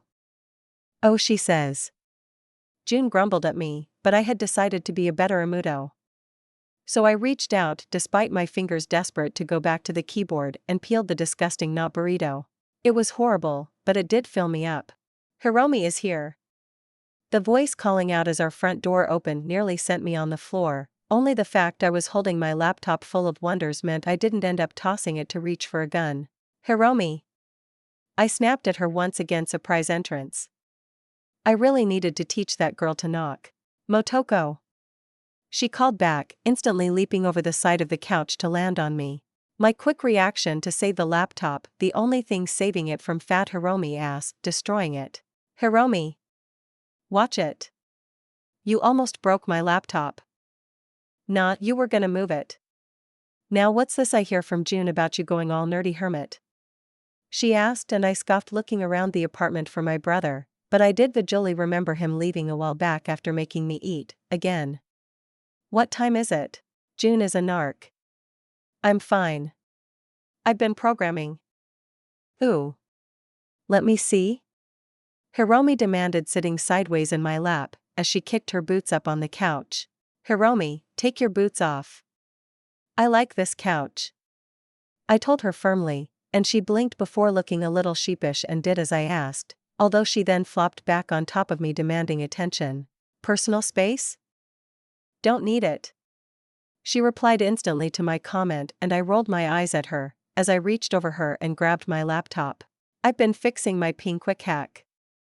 I told her as I opened the laptop, showing the code. Literally just lines of code all organized together. I knew what was going to happen the moment I did so, of course. I have no idea what this is. She tells me after a minute of making understanding noises and looking over the code. Gonk. I told her as I closed the laptop that wasn't any use to my chum. So June called you to come check on me? I asked, adjusting myself a bit as Hiromi continued to lay on top of me. Basically. He told me you were acting weird and to make sure you were okay. So. Want to go party? I'm still mad that last time you went with Malcolm and Itchy without me. You had school. I hate that you actually care about that. She told me, as she sighed and slumped over me even more. Motoko. She whined at me as she flopped against me. Fine, we can go out for the night. Great. I want to ride around all night. I've been stuck in a classroom forever. Motoko. Let's go. She whined at me, and I couldn't help but laugh at my lap full of squirmy demanding best chum. Alright, let me get dressed and we will go for a drive. Great. I'm DRI dash. No. Ugh. I want to take my bike. I'm not letting you drive again. That's dangerous. Hiromi scoffed at me, before smirking. Fine. You drive my bike. She reached out and poked my nose, and I snorted. Your bike is so. Hey. Don't badmouth my ride. If you don't like it, get your own Kusanagi. Maybe I will. I offered back, and then Hiromi smirked at me. Ah. She tricked me. Cool, I want to be there when you buy it, and I demand the first ride. She said, looking proud of herself. I just rolled my eyes. I don't have the eddies for a new bike right now, Hiromi. But I'll put it on the list. I do want a Kusanagi, but just a normal one. I said, finger pointed at her. She just laughed at me, and slipped off, letting me stand to get ready. Finally dressed, I followed Hiromi out of the apartment as she skipped towards the elevator, which I climbed in with. Like normal, her bike was parked outside the apartments on the sidewalk. Normally, I would worry about it being stolen, but in this one instance, her choice of bike had an advantage. This was a TC neighborhood, and no one lifted a TC-style bike. I mean, Hiromi still had plenty of TC decals on her bike too, so it really was protected. If only it wasn't so stupid looking. Massive swoop back seats? On a crotch rocket. My eyes glaring at the stupid back seat that just ruined the lines of a beautiful bike. Pfft. You are so picky. Come on, hop on, she demanded as she jumped on and made room for me to drive, patting the seat in front of her.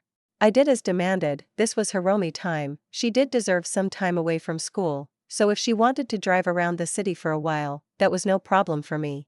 She quickly grabbed hold of me tightly, like she expected me to just floor it out of the sidewalk. Which I of course didn't. Waiting for a break in traffic, I pulled the bike into the street and headed out onto the town. Hiromi's moans, complaining of me driving like a gonk in my ear. We drove around the city for hours, just enjoying the view and feel of the road.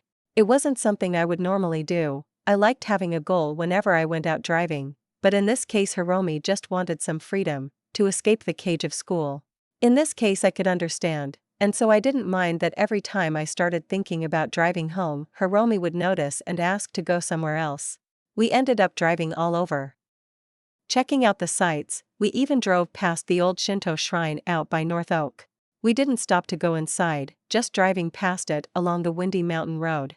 It was just a tourist trap anyways. But the sights of the city from up on the mountains was nice. Eventually, Hiromi finally signaled to let me drive home and we did, but not before I stopped to surprise her with some food. I had heard her belly rumbling as we drove, and so we found a nice little restaurant, and spent the next hour laughing with each other as she shared stories about what it was like going to Arasaka Academy. It was nice. After Hiromi dropped me off at home, it was getting pretty late, but neither of us cared. It was the weekend tomorrow, so she didn't have school, and my life literally had no set schedule. Unfortunately, Hiromi couldn't stay over. She had a thing with her parents in the morning. So free of any chum-shaped obligations, I hurried back into the apartment. Of course, the moment I went inside, I flopped on the couch and grabbed my laptop. Time to finish this. Ping, even the version I was writing was still a big program, taking hours to go through every line and ensure it would be as compact and efficient as I could make it. Even when I finished writing the last line of code, that wasn't the end. Instead I went back through it, combing over the entire program, finding a few minor errors here and there that I hadn't caught while I was programming, but now that I was fully focused on it, debug's experience coming in clutch to catch the tiniest of errors. Finally I stopped, staring at the program as it compiled. As my work over the last 2 days flowed into a single efficient effective program. Ping. No Ping 2.0. I unloaded the old version from my cyberware and installed the new one. Laughing that it took up so little space compared to the bloated and efficient program I had before, that it not only didn't take up a slot of my cyberware's programming, it would use practically no RAM to activate. I looked at the TV and pinged it, watching in fascination as the program instantly got a return, as lines appeared on my vision showing me the few pieces of tech the TV was connected to. And then more. The light flowed to the transmitter the TV used to pick up stations, and actually flowed through that. My new design for ping, completely uncaring about the IC the system might use, as it flowed through and kept pinging off more and more equipment. Every TV in the building was highlighted showing the connection, and when it reached the roof transmitter that connected outward, it started gathering data from that, before I stopped the program. Okay, I might need to add a tiny bit more code to actually limit the spread. That might be too much data return. Well, that wouldn't take more than a minute just to tell it to stop pinging after a certain amount of system jumps. Of course, I would still want the option to go further, so a simple yes/no would solve that. And done, recompile and reinstalled. This is what ping should have been. An hour later, despite it being so late at night, I traveled to my Netrunner basement. I had to admit I was so proud of my ping 2.0 that I wanted to show it off. So I hurried over to Drop-In after logging into the net and raced around to find Yoko. The inn was unsurprisingly super active despite it being so late. What's that? Hackers staying up all night and sleeping during the day? Or not sleeping at all? Color me shocked. I stepped into the riot of color that was the Drop-In lobby, and looked around for my target, but I didn't see any big kitsune hanging around. So I took a seat in a quiet corner and sent a message to Yoko. I got an instant response, telling me Yoko was in a meeting and would reach out to me once she was done. I groaned. My desire to show off my program made me impatient, but nothing else I could do. So instead, I decided to people watch. Hackers were an interesting bunch. Some gathered in groups, some were on the dance floor, showing off their purchased or made dance routines. I knew they were emotes, though I don't think any of them were showing their actual dance ability. But that was what the net was like. It didn't matter how you were at something physically, if you could hack, or program yourself with the skill, you could be a master. It was certainly interesting to watch. In the end, it was someone sliding into my booth that broke me out of my people watching. I guess I should have marked the booth private or something, if I didn't want to be bothered. If I knew how to do that. I had seen a few of the booths with the message floating over them. Hey, I don't recognize you. Name Z. You can just flag me as X though. New around here? He asked, and to my surprise he didn't sound flirty. Thankfully. I looked over his face, the only part of his avatar I could see just like everyone in the server, and was doubly glad. He had to be in his 20s at the youngest. Not my first time, but I don't usually hang out here. Just waiting for a contact. I offered, and unfortunately, he didn't take the hint that I wanted to be left alone. Well, it's always nice to see a new face. How's hacking been? Run into any trouble? I know a lot of people with a lot of connections. If you need some info, or backup. He offered with a smile, and I shook my head. I'm good, thanks. I'll listen, I'm trying to help you out, kid. You're obviously new. I'm part of a Netrunner collective, we help out newbies, give them gigs that can put their skills to use, you should dash. X? Thanks, but I'm good. I denied cutting him off. I wasn't really looking for Netrunner gigs. I would make my own gigs here on the net. X sighed and stood up. Well, good luck then, kid. But don't think it'll be as easy to join up in the future if you end up needing help. I doubt that will be an issue. A third voice intruded, and I didn't sigh only because I was too annoyed with X, at the sight of Yoko standing at the end of the booth. Yoko. How goes? I greeted her, sounding relieved at her appearance. Fine, Motoko? You wanted to chat? Ignoring the other hacker, I nodded, now smiling from ear to ear. I got something I think is pretty preem, I wanted to show it off a bit. I told her as I twirled a finger, pulling a copy of Ping 2.0 into a visual medium, showing it as a glowing shard over my finger. I offered it to Yoko. I could see the interest in X as he looked like he was trying to peek, but Yoko's own ICE slammed up a moment before my own. Yoko was quick. That was a pretty insane processing speed. Made me wonder what her cyberdeck actually was. But a moment later Yoko had touched the shard file and accessed it. I couldn't follow along because I couldn't see the screens she was no doubt seeing visually in front of her face, but I could tell that she was impressed because she went from her normal sensual smirk to a flatter, more focused look as she looked it over. Where did you get this? No, wait, don't answer that. She demanded suddenly and waved a hand. I got a transfer request and accepted, leaving the booth, and Yoko and I both appeared in her private lobby instantly this time. Last time Yoko had always used a gate to let me access it myself. It was a weird feeling to be moved like that. Motoko, where did you get this? I made it. I told her with a fox-like grin of my own. Her neck jerking towards me as she focused on me told me everything I needed to know about Ping 2.0. It was good. Way better than something a 14-year-old should be capable of. I kept my smirk as Yoko seemed to consider whether she would believe me or not before seemingly deciding not to argue. I've been working on my programming for a while, but in the end Ping was just too messy for me. So I rewrote my own basically from scratch. It's more of a stealth hack than the original.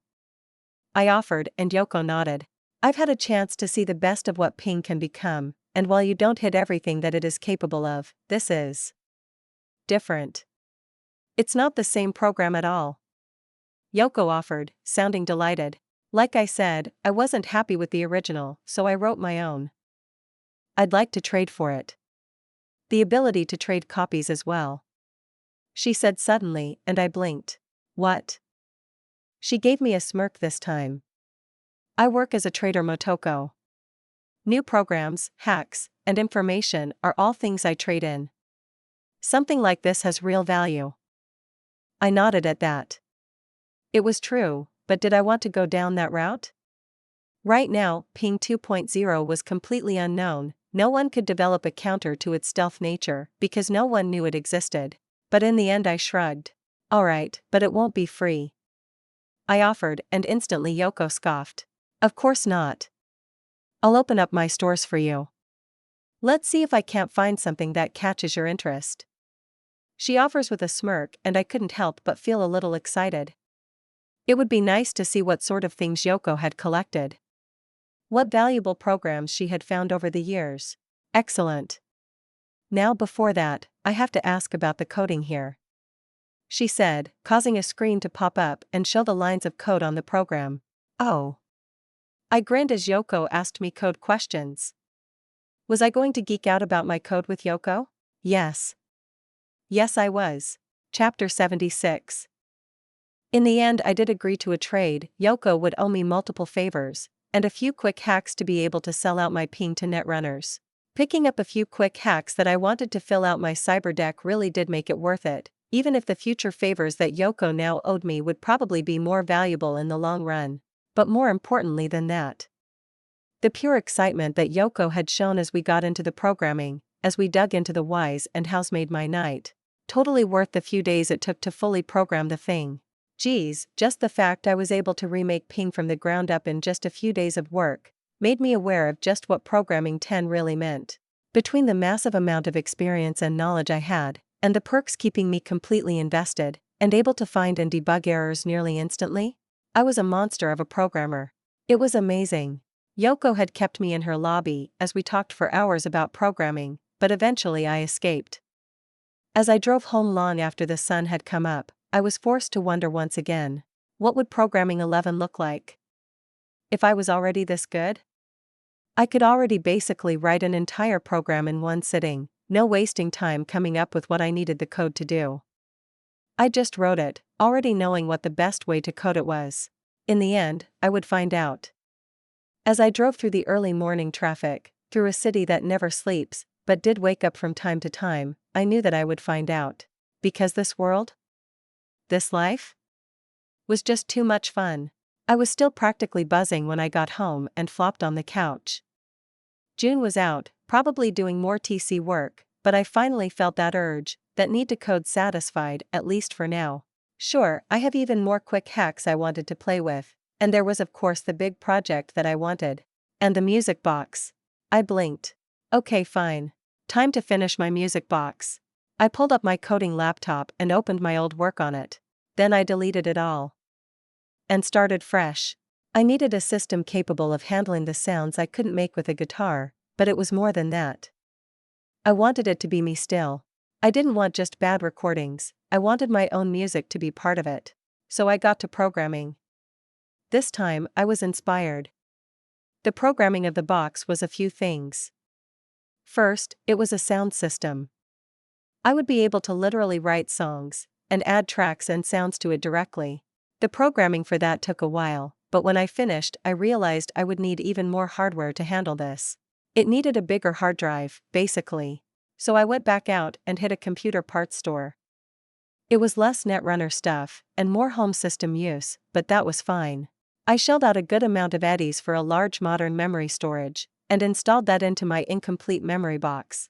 Motoko. Have you eaten today? June demanded suddenly as I blinked and he was in the house. Ah. I might need to stop getting so hyper-focused when I worked. I think so? Eat. He demanded, handing me a XXL burrito. Was this punishment? If I forgot to eat, would June force me to eat one of these? This is cruel and unusual punishment. I complained, but June was in no mood. Watching as I scarfed down the burrito, so I tasted it as little as possible, and then he nodded. Come on, we are going out. What? Come on, June. I'm in the middle of something. Have you even left the house today? He asked instantly with a glare, and I returned it. I have. I got home early this morning from net running. I then went to the computer store. Just because I'm getting distracted with this, doesn't mean you get to treat me like a child, June. He looked like he was going to explode for a minute, but then he took a deep breath and let it out. Okay. I'm sorry, he said, and I blinked surprised at the sudden shift. You have me worried though. You got sick the other day because you didn't do anything but work on your program. Okay, yeah, I wasn't at my best, but it wasn't because I got. Okay, fine. I'll set an alarm, and if I don't eat or something, I'll suck it up and let you treat me like an idiot for a while. Deal?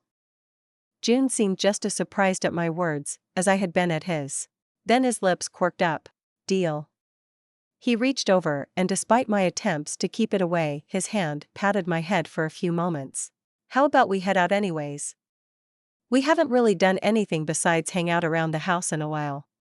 We could go hit the gun range? Or visit Sensei. He bugged me the last time I was at the dojo that he hasn't seen you. I blinked. Wait, Sensei wanted me to come to the dojo? I asked, actually surprised. Honestly, considering how often he had put me in timeout, I had the impression the guy hadn't liked me very much. Motoko. Sensei thought you were preem. Hell, I think you're preem. You fought off Borgs with a katana, while adapting to brand new cyberarms. Remember? He asked, looking at me like I was a dunce. I lost. I reminded him how our fight had ended up.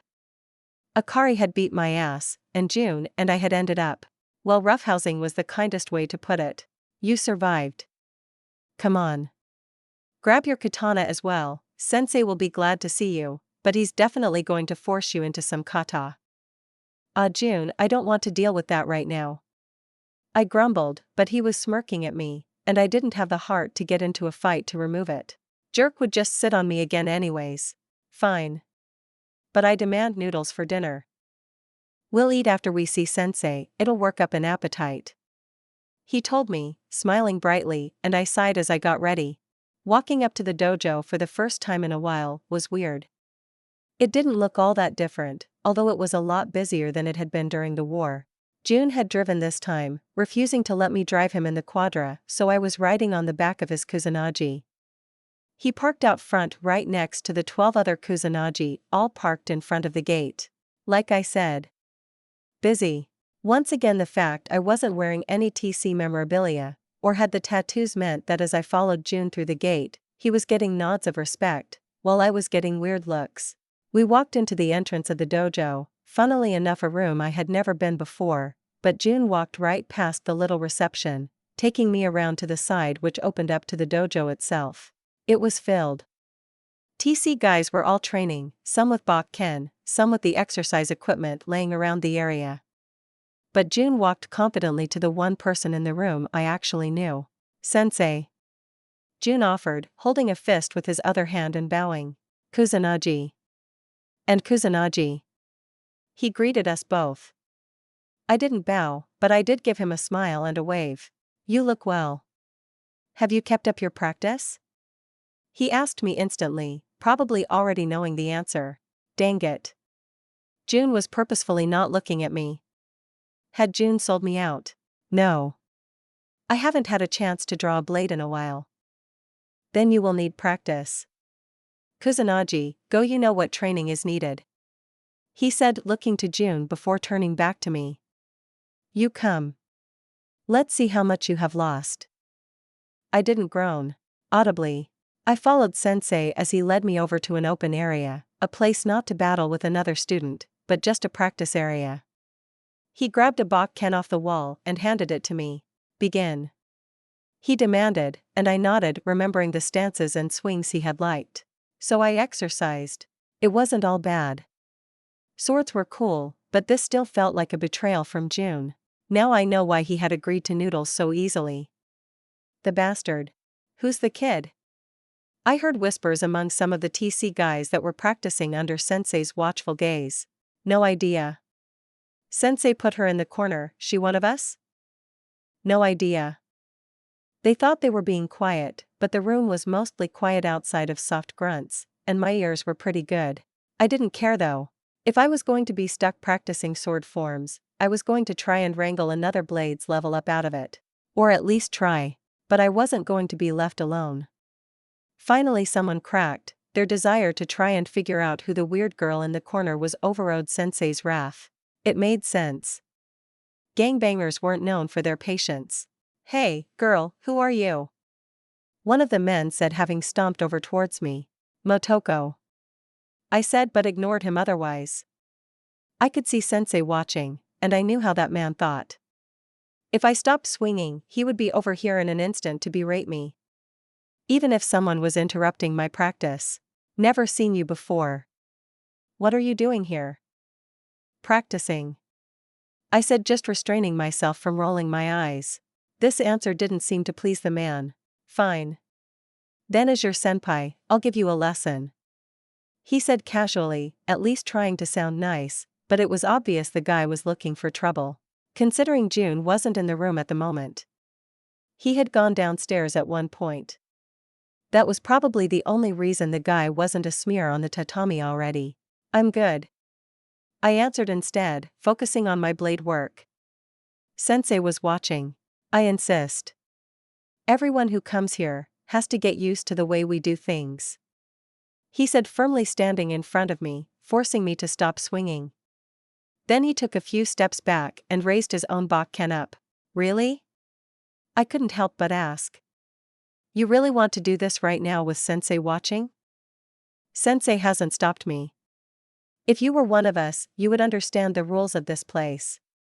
"Sukun," he said with a rather nasty smile before his face flattened, and he swung. Did he just offer his name and attack? What a weeb. He was strong. I noted, not Borg strong, but he was a taller guy, and he obviously worked out a lot. Everyone's picking on the teenage girl today. My eyes narrowed and I decided I wasn't having it.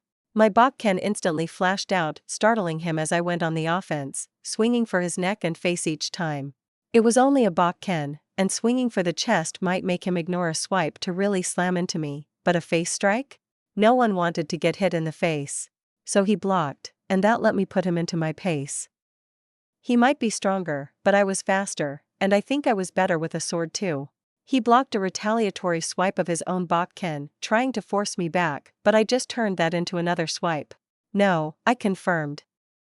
I knew I was better. We continued with my blows, constantly raining down.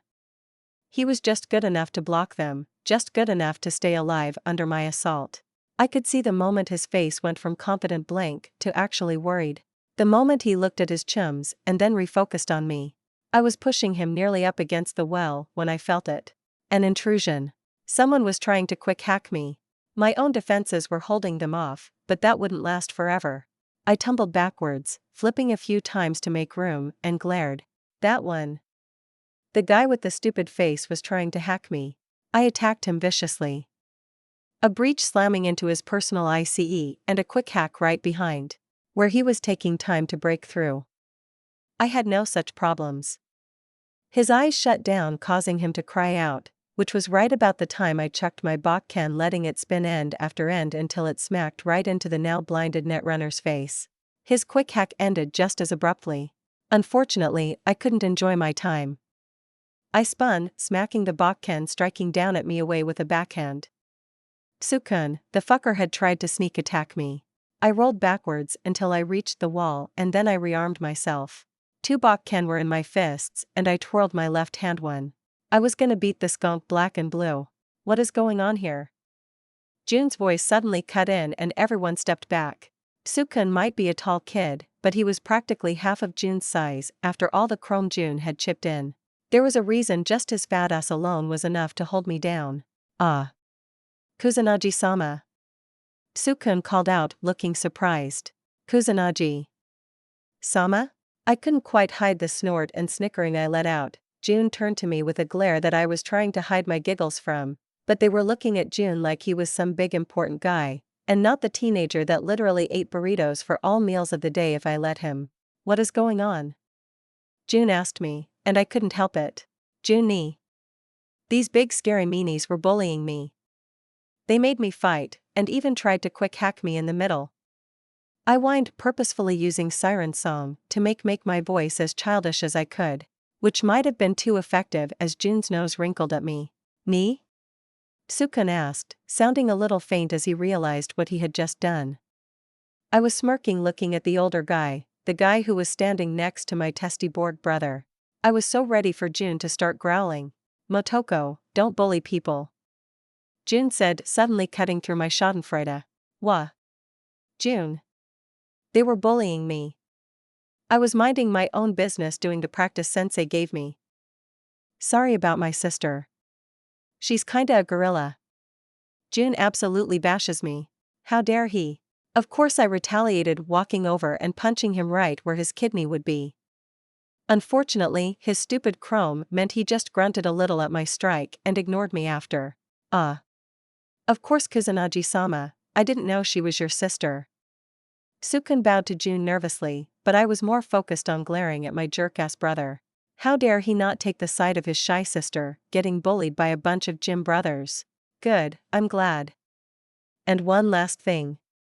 June suddenly moved, and his hand was wrapped around Sukun's throat. I had stepped back, Bakken raised instinctively at June's sudden aggressive action. But I relaxed. June wasn't a cyber psycho right now. It would be fine.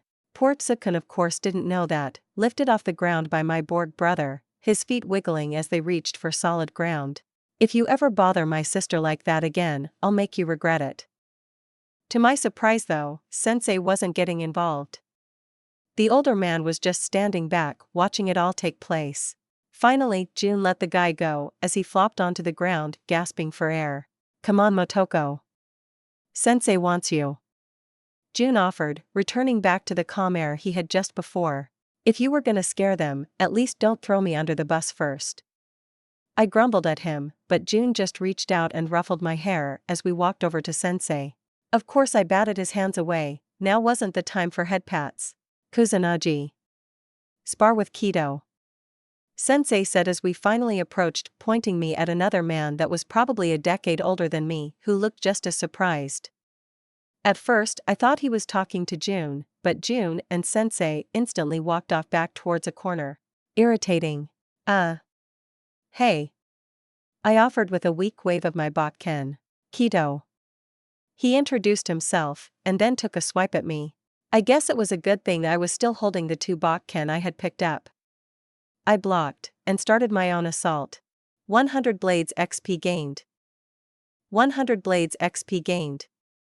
100 blades XP gained.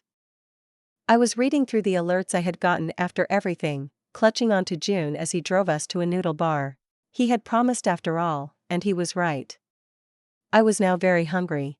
Stupid Sensei made me keep sparring with people whenever I beat one, or was defeated. I would need to nap when I get home. I had bruises all over my body. Unfortunately, while the alerts were good, I didn't get an actual level up. I would have to spar more if I wanted that sweet blades level up. Sorry about that. June mentioned as we pulled into a space near Cherry Blossom Market. I guess the noodle shop there was June's favorite. About what? I grumbled at him. I hadn't exactly planned to get dragged into a sword fight with everyone in the dojo.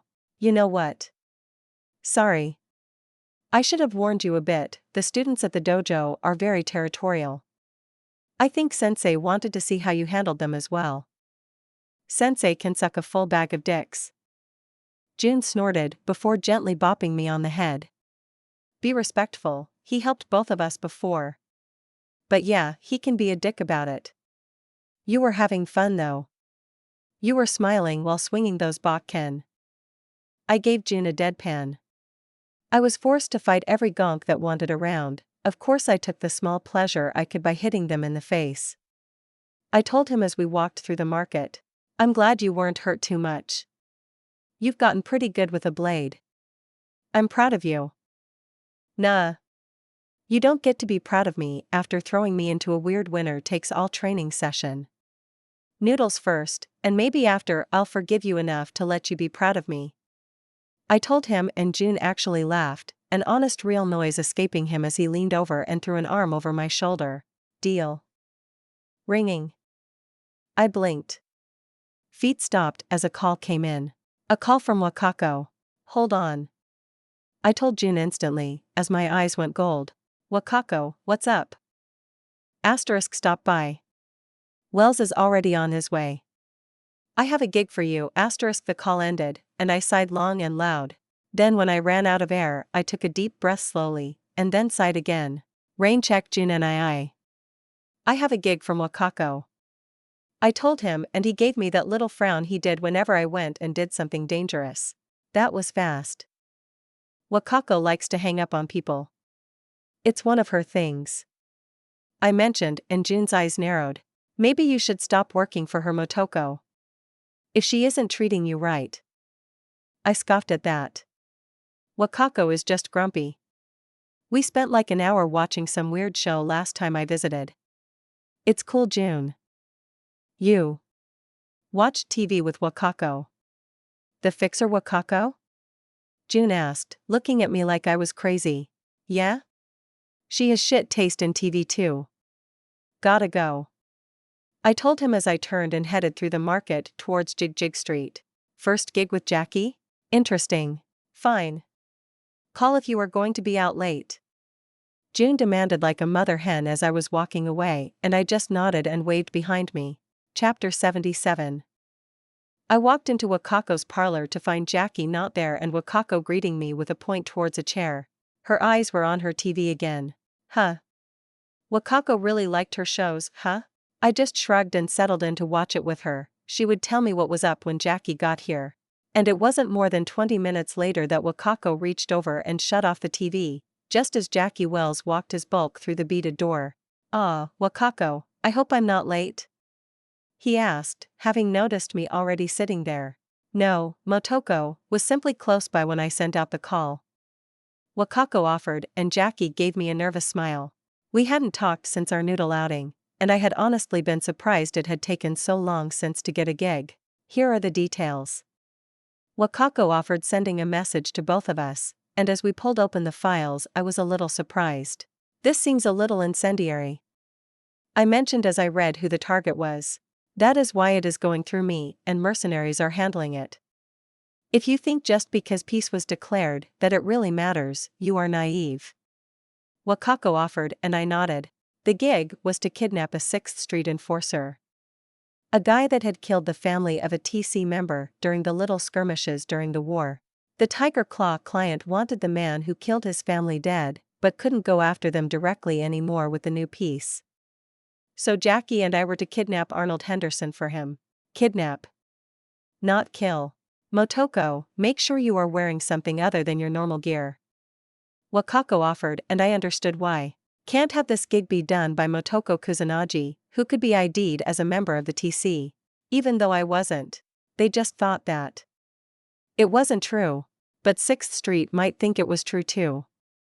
That's fine. I'll wear my Section 9 outfit instead. Jackie? I asked him. The big man had been reading through the details in silence, but he jerked a bit as I called out to him. Yeah, Hermana? Questions? Problems? Things you've noticed? I asked him, and he shook his head. Not a problem. Not the first time I've kidnapped some poor pendejo. He said with a smile, and I nodded. But I didn't just rush forward. I had been burned a few times recently, due to my own planning falling short. Hiromi having to bail me out once I realized I had no place to put the net-running equipment sprung to mind. So I thought.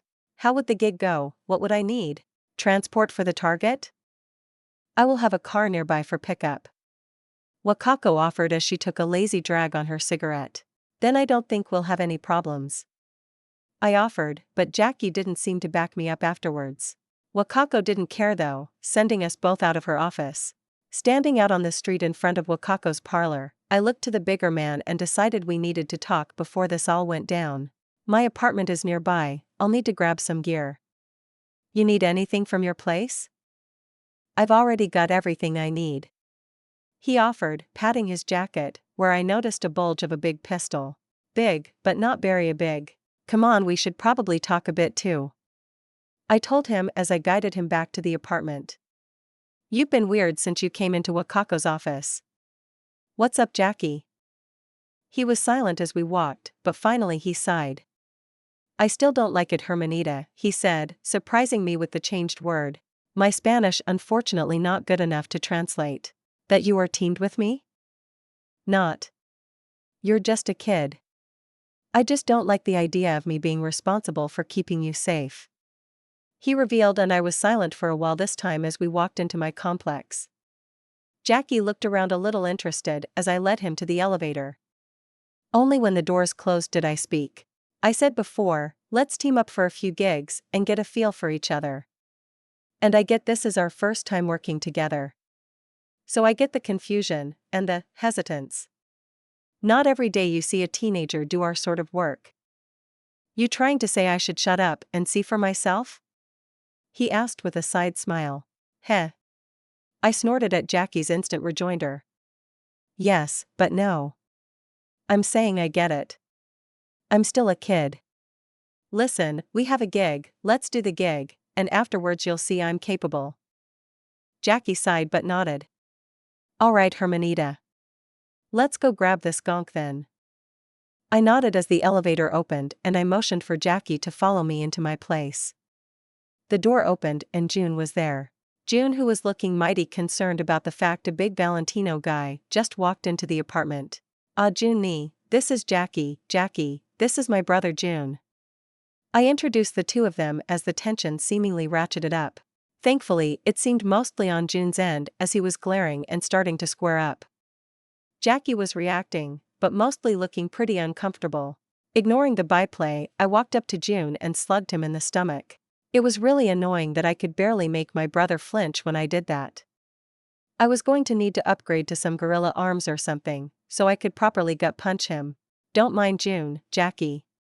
Why don't you take a seat for a bit? We have drinks in the fridge if you're thirsty, I just need to armor up. I told him as I left the room.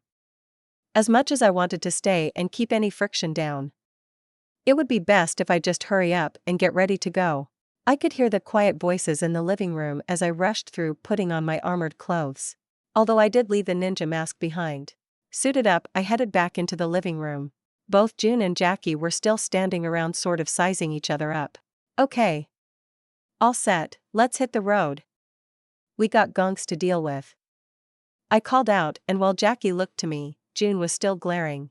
Sure, Hermanita, let's go. He muttered, backing out the door, while June just glared at him. I took a moment before I walked out behind Jackie to turn to June and give him a what the fuck gesture. He just continued to scowl, but eventually at my refusal to stop glaring back, he shrugged and just waved me on. Stupid Oniai-chan. I told him, earning a scoff, and then I refocused on Jackie. Time to get to work. Jackie Wells. You didn't tell me your brother was the damn Oni of Kamikaze. Jackie finally spoke as they walked into the sunlight on the street. Huh? Yeah? Does it really matter? The kid asked, turning back to him. Her face showing her honest confusion only made Jackie wonder what was wrong with this kid all the more. He's a step away from, you know. They all are, and I'm hanging around his kid sister. Maybe a warning would have been a good idea? The purple-haired girl cocked her head to the side as she seemed to process what he had said before she snorted loudly. Come on, you're way too old for me, and June knows that. He just doesn't know you. I'll tell him about our gig together after, and he will probably be a lot nicer next time he sees you. She offered with a smile and a wave back and forth of her chrome hand. Next time, she says.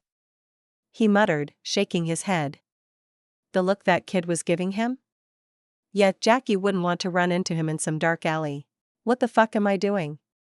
Jackie shook his head. This wasn't what he expected when he got in with Wakako. It didn't feel right running with a teenager. Is this all he was? Equal to a teenager in the grand scheme of things? Jackie shook off the downer thoughts. No. He was a merc, good enough to work with Wakako. It's just this girl was just as good. Maybe? So want to ride with me? She asked as they were both standing on the sidewalk. My quadra can fit us both. He blinked. You drive a quadra? Yeah, a Type 66, I looted from a Wraith I flatlined on a gig. It's preem. And there she goes again, saying something that makes Jackie have to rethink everything. Sure. Hermanita. I only brought my bike anyway. Cool. She chirps and leads him across the street, leaving Jackie with his thoughts about what he was getting into. Was she skipping? Mierda. What the hell was his life? Inside the parking structure, She led him over to a pitch-black quadra. A desert runner. She was right, it was a preem ride. Jump in. She called as she climbed into the driver's seat, and Jackie followed, sliding into the seat, although having to adjust the box that was on the passenger floor. Oh, I forgot about those, just push the box under the seat. Or take a few if you want. Grenades can be fun. Jackie very carefully pulled open the case on the floor, showing an array of grenades resting inside. There were indeed a handful of grenades in the bottom of the box. You keep grenades in your car? I made them myself. Or at least some of them. June got mad about me keeping them in the apartment, so they are stuck in the car now. I really need to make some time to make another batch. Make? Yeah? It's easy. You just throw some stuff together, make sure you keep the trigger secure, and boom. Grenade. Well, not boom right then. You only want them to boom afterwards, you know? She said, and then chuckled a bit, making Jackie realize she was telling a joke. He couldn't help but chuckle a bit in return, although it might have been nervous laughter. Homemade grenades between his legs. Mierda. Motoko finally reached the street, as she had taken forever in his eyes to pull out into a gap in traffic, and then to his surprise, she drove. Well, she drives like an old granny. He blinked as she used her turn signal, stopped at the lights instead of blowing through them. He had never seen a teenager actually follow traffic laws. Hell, he still only sometimes followed them himself. What a weird kid. So plan on how we handle this guy? She asked, never taking her eyes off the road. Jackie had to think about it. He wasn't usually the planning sort of guy, but he was with a kid. Couldn't go in guns blazing. Well, Wakako gave us his current location, but that could change. We wait and see. If it's an easy smash and grab, that would be good. If not, we follow him home. Pick him up in his sleep. Okay, I'll be able to get some intel hopefully. Doubt a place like this has a runner watching the system. She mentioned, and he relaxed a little. At least the kid was smart enough not to want to rush in guns blazing. That was Jackie's normal method, and not one he would want a 14-year-old copying. As they pulled into the neighborhood, Jackie got the first look at the place. It was an old garage, now used as a drug lab from Wakako's records. And their target was the owner. A mid-level boss in 6th Street. That's plenty of cars. Jackie muttered, and Motoko nodded, frowning as she drove past the place. The parking lot had a good handful of cars all resting in it. I'll park somewhere, close, and sneak up to check their security. Motoko said, and despite Jackie's desire to stop her, he just nodded. Wakako had said she was an infiltrator. She would have to be good. So he watched as she parked down the street, stepped out and meandered her way towards the garage, slipping around the fence that cut off the place's lot from the business next door. And Jackie waited. He did end up pulling out his new. He wanted to be ready in case a gunfight broke out, so he checked his gun, making sure she was loaded, and he had the extra magazines on his hip. Then a call came from the kid, he accepted it. Jackie. I'm in their security. They really need someone who knows what they are doing. I'm gonna bounce the cameras to you so you can see what I'm looking at. And a moment later, a video request came through his agent. And then a window popped up in his eyes, and although it was blurry and a bit laggy, he was looking at the interior of the garage. Found our guy, he is hanging out on the ground floor, looking over the drug production, she said, but Jackie had to squint a bit. Not that it helped at the picture before, he was pretty sure that blur was the guy. I think I see him. Think? Connection is low res and laggy, he muttered as he checked over the video. At least he could make out how many guards there were. What? That doesn't. Your optics, they any good? No, he replied, laughing over the line. His optics were old, Vic kept bugging him about them, but he didn't have the eddies for a good upgrade, besides they looked good, and that was half the reason he kept them. Made his eyes look all soulful. Always got the ladies to cut him some slack. Gonk. Okay. I'll stop sharing then. I'm pretty sure that room upstairs is his office and bedroom. Wakako did say he lived here. So we could kidnap him right out of his room. I've already taken over the security system. The cameras won't send him any alerts. Damn. You can do that? Jackie asked surprised. He hadn't worked with a netrunner that could do that before. Yeah, it's hard to do most of the time, but the security this guy set up is shit. Old NUSA protocols, stuff that would have been solid a decade ago, but it's already been solved. I've already taken their entire system.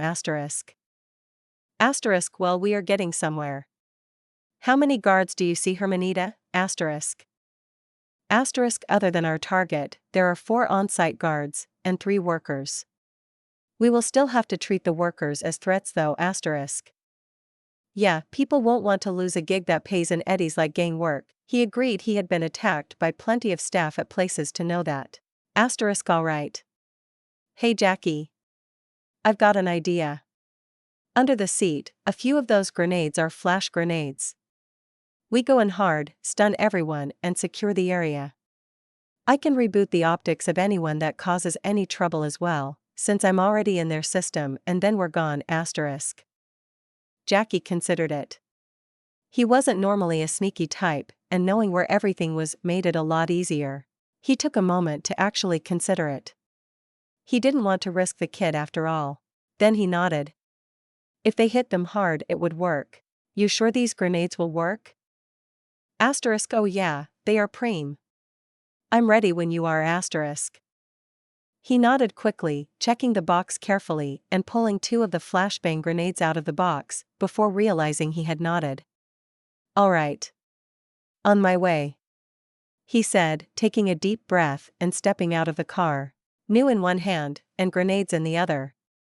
Time to work, Jackie. He hurried down the street, jogging, but moving confidently as he came up on the garage. Window right next to the door leads to them. Break it and toss the stunners, Motoko informed him, and he nodded, quickly holstering his new, and popping the pins on both grenades. Sending them now, and then he slammed them through the window. A moment later, 2 very loud bangs went off. Jackie was already kicking in the door, his new in his hand, as he rushed in. Ready to knock some gonks around. Which he did instantly. A worker was stumbling around, and Jackie gave them a quick left to knock them out of the fight. His feet moved as he rushed his target, who was trying to escape as the man stumbled around trying to find the exit. Jackie slammed into him, smashing him against the concrete with his bulk, sending the poor bastard into unconsciousness. Bastard!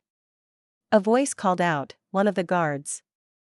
Jackie raised his new, but he hadn't needed to rush. A moment later the man's eyes crackled with electricity and he cried out as he suddenly went blind. Kid was fast. Fuck. A scream called out behind him, causing him to look up. Right outside the office one of the guards stood, weapon in hand, desperately looking around blindly as his eyes had stopped working too. Then a moment later, a loud bark of gunfire and the guy slammed into the stairs and blood started dripping down the metal. Damn, that was a big boom. 2 more still, Jackie, the voice reminded him, and he rose up, marching across the garage floor to the other 2 guards that were trying to hide while recovering from the flashbang. Jackie simply slammed into them, punching and slamming them into the ground. They didn't get up after a few moments of his attention. The workers are cowering. Grab the target. I'll cover you, Motoko whispered in his ear, and he did just that. The girl was good overwatch, Jackie had to admit. He rushed the unconscious gonk and grabbed him, throwing him over his shoulder as he ran for the main door. Jackie. Stop, Motoko's voice in his ear, sounding loudly, sent his feet skidding on the concrete. Another car just pulled up, more 6th Street, turn around. Out through the back. I'll keep them distracted, she demanded, and while Jackie wanted to hesitate and argue, he hadn't seen the girl once since the fight started despite her making her presence known. So he turned and rushed the back door. It gave way to his shoulder as he rushed out into a back lot that was nothing but an overgrown lot. He closed the door behind him just in time to hear the loud yells of someone realizing something was up. Get over the fence. I'll make it so they won't be able to see you until it's too late. Go. He went rushing across the yard towards the fence that was looming over him. Getting over a fence wasn't hard. Doing it while carrying someone was. But before he even reached the fence, Motoko was running beside him, her eyes glowing gold as she was still on a call with him. I'll go over first and lift the gonk, she tells him, and he nods. Watching as she races ahead and scrambles up the fence like it was nothing, then one leg over it she reaches down and he practically throws the gonk at her. To his surprise she didn't struggle much with holding him up. He expected her to have a bit more trouble with it, but it let him climb up beside her, and between the two of them, they heaved the guy over. Ignoring the groan he gave off when they dropped him down the other side. He hunkered down looking through the fence expecting to see a horde of angry 6th Street, but there was nothing. Did they not see us? Kind of hard to see anything when your whole group's optics turn off one after another. Come on, let's get out of here before they can see again. She told him and Jackie nodded, grabbing the guy and running. In the end, they ran a few blocks down and waited for Wakako's car to pick up the poor bastard, once he was safely in the trunk. Motoko's quadra came rolling down the street and they both slipped in. That went pretty well actually. Chapter 78.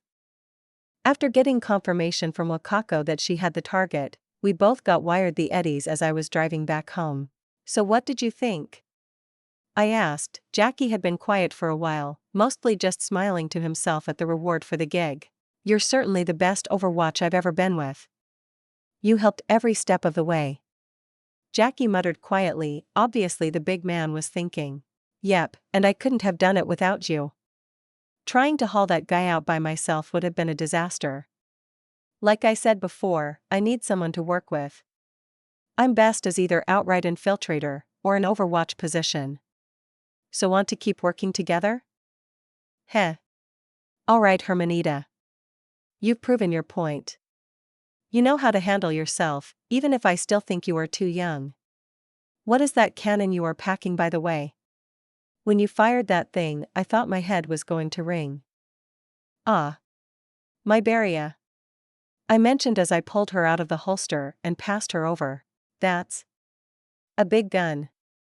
Jackie said, looking surprised at my girl. Huh.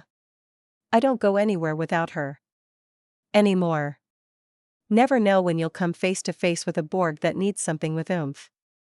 Never needed anything bigger than my new personally. Jackie said, slinging his pistol out and even twirling it on his finger. Gonk. But I was smiling even so. New are good guns. Honestly, if I came across one while on a gig I would snatch it. But my Lexington is nice, it balances my Beria. I got the big loud hand cannon for big stuff, and the automatic pistol for small fry. Heh, smart. I'm surprised you can even shoot this thing. I mean, I've heard horror stories about gonks trying it without the right chrome. I know you got your arms, but is that enough? Honestly? No. But when I first got it, I nearly broke every bone in my arm firing it. Don't tell my brother I told you that, he still doesn't know. Anyway, I figured out a trick on how to handle the recoil so I can actually use it. I sort of rolled my right wrist, showing Jackie. It's all in how you lock your joints, and the give in your body. Huh. He mentioned looking at the Beria with a glimmer in his eye that I couldn't help but laugh at. If you want to give it a try, I don't mind, but before you go buying more iron, how about some new chrome? Those optics you got could use an upgrade, what even are they? My scan says Omicron Zeta something or other. I mentioned earning a chuckle from Jackie. Yeah, my OZ Soul 3.0 they aren't the best optics on the market, but they got the best soulful look. You'd be amazed at how many times these eyes got me out of trouble. Just a minute of my soulful stare works wonders, every time. With a bit of old boy politeness of course. He said, chuckling. Gonk. I could help but laugh. I'm pretty sure a pair of karoshi would serve you a lot more. And maybe. I'll ask Vic about it sometime. He said with a shrug and I let it go, we weren't really partners yet. No point in trying to push things. Alright, this is our stop. I mentioned as I pulled into the parking garage of my apartment. Sure you don't want to celebrate our gig with a meal? Next time Hermanita. Jackie assures me as he reaches over and shakes my shoulder. I've got plans already for tonight. Got a date. He offers laughing and I smile. Oh? Girlfriend? Of course. Camilla has been on my ass all week about going out on a big date, and I finally got the eddies. Have a good night, Motoko. He offered as he stepped out, but I was too shocked. Right. Jackie wasn't dating Misty. They weren't even friends yet. Oh. I really didn't want to get involved in getting a gonk like Jackie dating his true girl. It'll sort itself out. Right? Welcome back. June called out as I entered the apartment. Hey June. You still around? No work until tonight. You good? Your gig go well with that gorilla? Pfft. I burst into laughter. What is it with you and gorillas recently? You called me that too. It just fits as all. He said as I joined him on the couch. He had been watching some TV show, his feet up on the table, letting me see the way his feet were covered in that grayish plastic that meant it was chrome, but hadn't been covered in real skin. Alright, but out of the two of us only you look like a gorilla.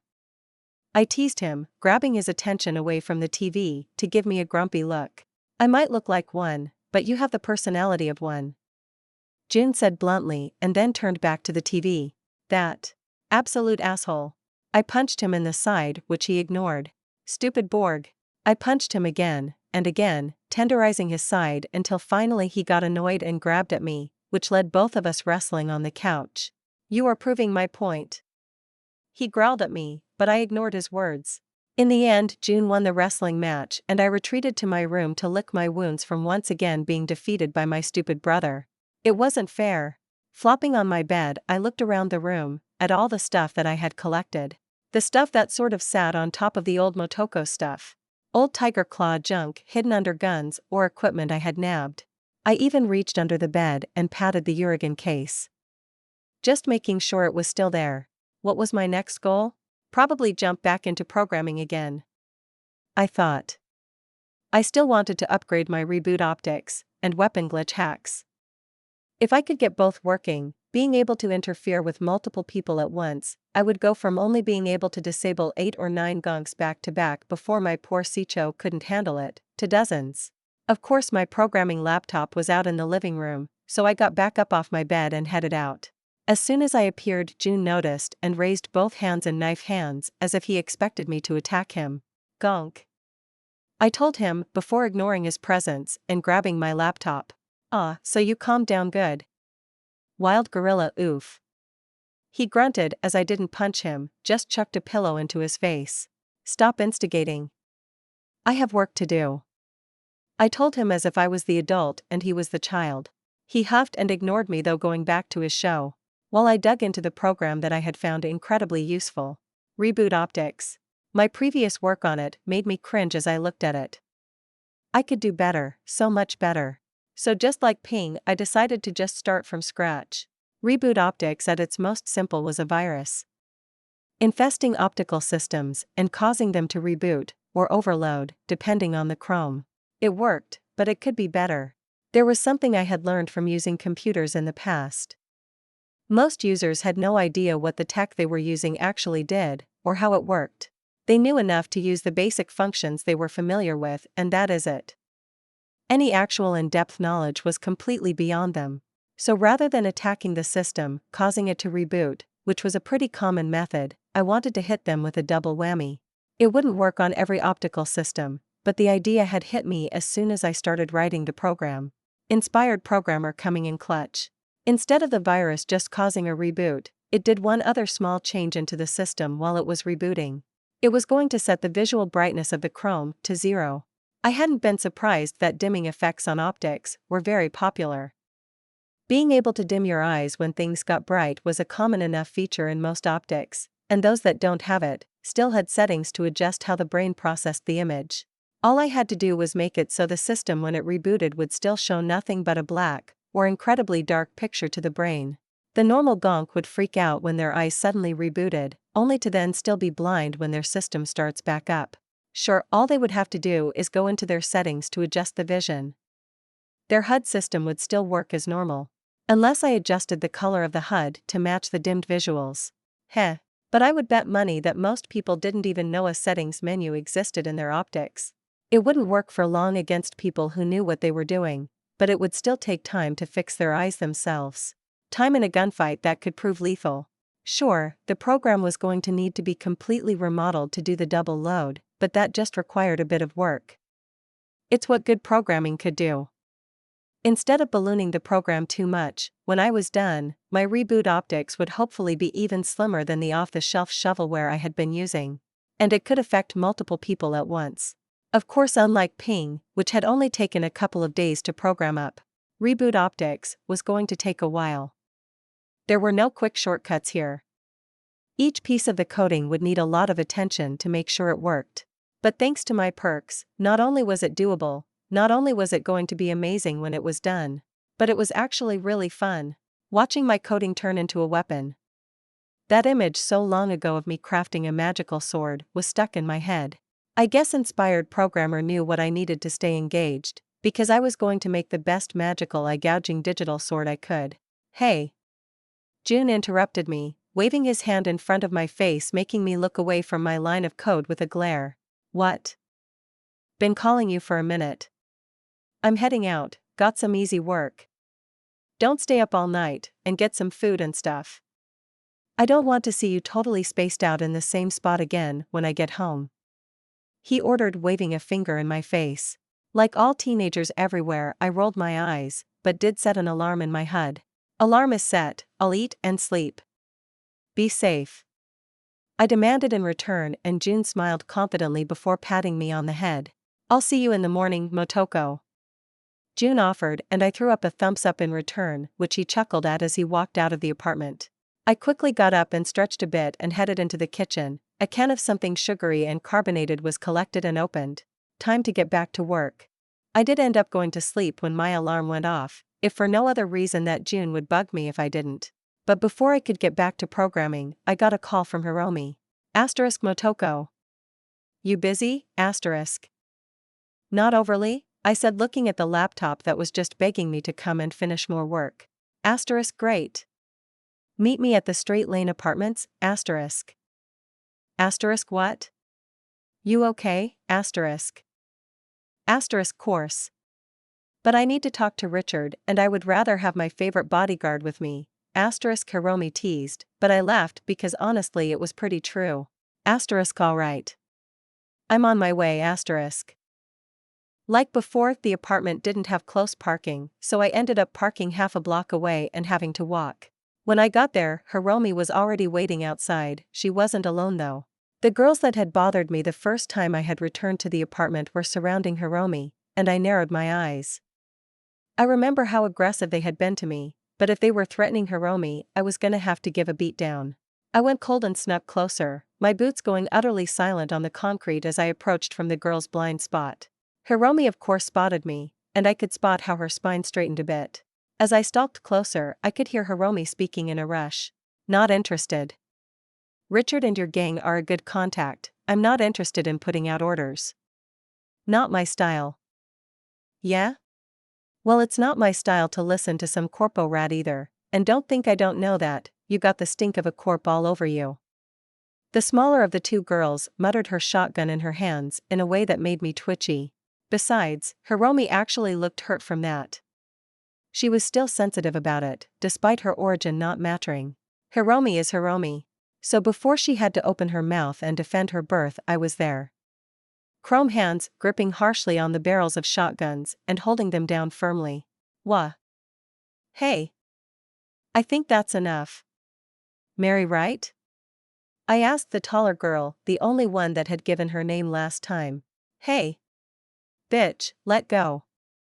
The smaller girl was fighting my grip on her shotgun, but she may as well have been a child. She was a lot smaller than me, and I had weight and chrome on my side, and an athleticism that put me far over the average teenage girl. No. You were bothering my chum, so I get to interfere. Hiromi? You cool? Despite the seriousness, Hiromi snorted at me. I'm cool, Motoko. She assures me, purposefully smiling at my words. Cool was still cool. You can let go, we weren't trying to threaten her.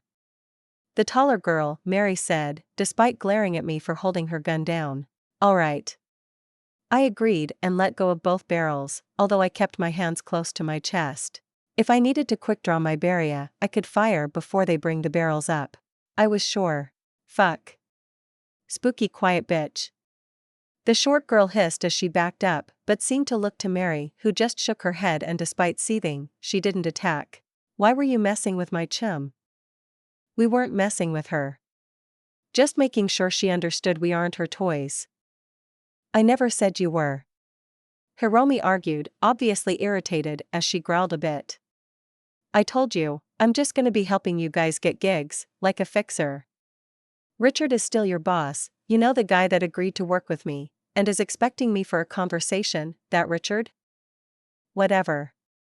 Just remember what we said. Mary offered and turned to walk into the apartment. I glared at them as they walked to the elevator. Considering I had control of the system, I had to stop myself from stopping the elevator somewhere and just getting them stuck in there for a few hours. Thanks, Motoko. You saved me again. Hiromi offered as she leaned in against my shoulder for a moment, seemingly taking energy from the contact. Yeah. Don't come here alone again. I don't like those two, they tried to threaten me too. I think they are Richard's girls. Or at least the tall one. Hiromi offered and I nodded, taking in the information. They don't like that we are girls? Yep. Hiromi shrugged. They'll get easier to deal with as long as we don't flirt with their guy. She said, and I snorted at the very idea. Richard was way too much of a gonk for me to be interested. And Hiromi was way too good for him. We ended up waiting for the elevator to come back down, as of course the girls had gone up to the 5th floor where we were going. The 5th floor, the level that the gang had completely commandeered for their own. I hadn't been there yet, only seen it through windows on the outside, or from the cameras that were around, and I hadn't yet found out why they chose that floor. But honestly, it didn't matter. It wasn't any of my business. We rode up mostly in silence. Hiromi was psyching herself up, and so I was just quiet support. There to make sure she was safe. The door opened into a pretty standard apartment hallway. Trash was growing up the walls in places, but that was the norm for most apartments. Waiting for us were the two girls, both looking irritated, and as we stepped off, the shorter one spoke. Follow us, Richard is waiting. She grumbled, obviously annoyed at being the one to guide us. Hiromi and I followed down the hallway. Most of the apartment doors were open, not that it mattered, holes were in the walls, letting anyone see inside. Or out. Kids were all over the place, but so were adults. One of the apartments had an old lady in a chair watching the TV, ignoring the group of kids in the apartment playing some sort of game. Or the man that was in another, hunched over a desk and working on fixing something or other. I guess while Wakako's original brief, that the gang had kicked out everyone on the floor, wasn't entirely accurate. We were led to a doorway that had been entirely busted down, the stupid bead curtains the only protection for it, and inside was, well, a throne room wasn't quite right, but a gathering place. Richard was seated in what had once been this apartment's circular entertainment bar. But stools and tables surrounded the room, and many of them were filled. As we approached, Richard waved for us to join him in the circular couch, which was empty except for him, and now us. Well, Hiromi, I stood behind her instead, just like the girls we followed had moved to stand behind Richard. You said you wanted to talk. Hiromi offered instantly, leaning back, trying to pull off the badass fixer vibe. Considering these were a bunch of teens, I think it worked. I did. Richard confirmed, and I noticed all of a sudden that the amount of people surrounding him was a lot smaller than it had been that night on the roof. Shit hasn't been great since Morgan and V3L died. I've had a lot of people just delta on me, and some who have stolen from us. That last part is a problem. I want to get back some of the stuff that belongs to us. And that is where we come in? Hiromi asked bluntly, not sounding very interested. Right, yeah. The problem isn't just that they stole from us. We can ignore some weapons going missing, I'll consider that stuff square. But someone stole something a bit bigger. A vehicle. Morgan's old car. I had taken it for myself, but it went missing, and Carter clept it. Had someone get eyes on him driving it around. Richard sounded pretty pissed at this. Wait. Was this entire meeting because of street gang politics? You expect a gig like that to be on our radar? Come on. Hiromi almost mocked as went from relaxing back to glaring and sitting forward. Why would we care? Because. Your chum, Motoko, you wanted protection. Being able to leave your stuff in the basement and trust none of us mess with it? I can't be disrespected like this and still be the leader. He says just as blunt. Unless I do something and soon, the gang will splinter even more, and then any deal you have with me won't matter much to whoever takes over the straight lane apartments after. Sounds like blackmail. Hiromi said, not smiling, which was rare for the girl. Call it whatever you want, but I'm being serious. That's what will happen if something doesn't change. Why not go after it yourself? You have weapons, people. Hiromi pointed out, sounding annoyed at the situation, probably more than I was. Carter went and joined another gang. He said with a scowl. I don't exactly want to piss of the claws. Richard said, scowling, and I was surprised to hear that. No way this Carter guy managed to get into the TC in any respects in such a short time. Hiromi argued, being a former TC wannabe, Hiromi understood exactly how difficult it was to actually join the TC. Unless he showed up with high-end weapons, an expensive car, and a group all willing to follow him. Richard said, pointing out that Hiromi was wrong. How many weapons did he steal from you? I asked, interrupting for the first time. A crate. Some of the good stuff. Richard said, scowling and looking away, unable to meet our face. Must be pretty embarrassing to have your gang splinter and get a bunch of stuff stolen. Then what do you think we can do about it? I'm not planning on picking a fight with the TC either. Hiromi offered, and Richard scowled. I don't know. But that's what's going to happen, and since you went to so much effort to protect your stuff in the basement, I figured you should at least be told. Maybe you could do something about it. Hiromi sighed, looking towards me, and her eyes went gold as she called me. What do you think?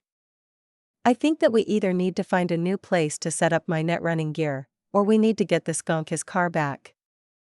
Asterisk from the TC? They won't like that, asterisk. Asterisk, well, we have a few options, I guess. We could just try talking to this Carter, or the TC he is with, asterisk. No way some street kid gives up a preem ride Motoko. Then we could always just clep it. That could lead to the TC getting pissed with us. If Carter did impress enough to get in, then stealing his ride would be like stealing from the TC. Asterisk, sounds like we need info. We should go talk to Carter and his boss. Figure out what the situation is, asterisk, I offered, and Hiromi nodded. Richard, we will look into it, but no promises, but if we do return your car, let's talk about payment. And we don't come cheap. Hiromi said with a sinister smile. Hiromi was going to leave this kid destitute. Chapter 79. Hiromi and I left Richard at the apartments. The two of us piled into my car and I was driving a few blocks over to a Tiger Claw front operation. From what Richard had said, it was actually a drug distribution center, but it pretended to be a tattoo parlor. Considering how big tattoos were with TC members, I was sure it was also a fairly active tattoo parlor. I pulled up into the parking lot and couldn't help but shake my head. There were times I could forget that the world I was in was a cyberpunk world. When the sun was out and shining, and the streets weren't covered in homeless squatters and trash, I could think I was just in a big city from a century ago. But then moments like this hit me. The parking lot was full of bikes. Mostly Kusanagi, but not every TC gonk drove one. They were expensive after all. The neon of the entire strip mall was bright, covering the slightly rain-soaked pavement in a neon array of color. There were people sitting around outside. Some were TC, some were Joy Toys, or just girlfriends of the Claws. A wild array of colors and skin. Cigarette smoke blew around them, creating trails of gray across their bodies. I found a spot and parked, but I had done it all on autopilot, because I was completely distracted at the sight. I actually stopped and took a picture of the scene. That was how picturesque it was. Motoko? I'm okay, Hiromi, just distracted. Let's go find Carter, I said, stepping forward and leading the way up to the open door of the tattoo parlor. I could tell that we were getting plenty of attention. Eyes from all along the street were on us. Some disinterested, some watchful and guarded. In the end, it wasn't uncommon for teenagers to come to a tattoo parlor, but the fact we weren't wearing TC colors or gear set us apart. I ignored the couple of gangsters that were hanging around on each side of the door as I stepped in and made sure Hiromi was behind me. The insides were covered in smoke and dark lights, the faint noise of the machines that were used to install the neon tattoos the TC loved buzzing in the background. "Yo girlies, what can I help you two for?" A large man with a smiling face called out. The fact he was covered in glowing tigers made of fire, and dragons swirling around on his skin, the neon tattoos actually moving on his flesh was a little distracting. Thankfully Hiromi was the one doing the talking. I was just the muscle. "I need to find one of the boys that works here." "Carter? Should be someone new." Hiromi offered with her best smile. "Of course, asking about a single member of a gang? Coming from two girls? Listen, if you need to speak to your boyfriend, or ex-boyfriend, this ain't the place for it." The older man offered, trying to keep a big scene from happening at his shop. I could feel my own nose scrunch up and Hiromi looked about as disgusted. "Yeah, not what this is about." Hiromi offered with a look of disgust. He klept something he shouldn't have. I'd been asked to get it back. Considering he went and joined up with the TC, I wanted to keep it above board. "So can I speak with Carter, or whoever his boss is?" Hiromi asked, trying to sound professional and confident. But I could tell she was nervous. There were plenty of TC guys all surrounding us.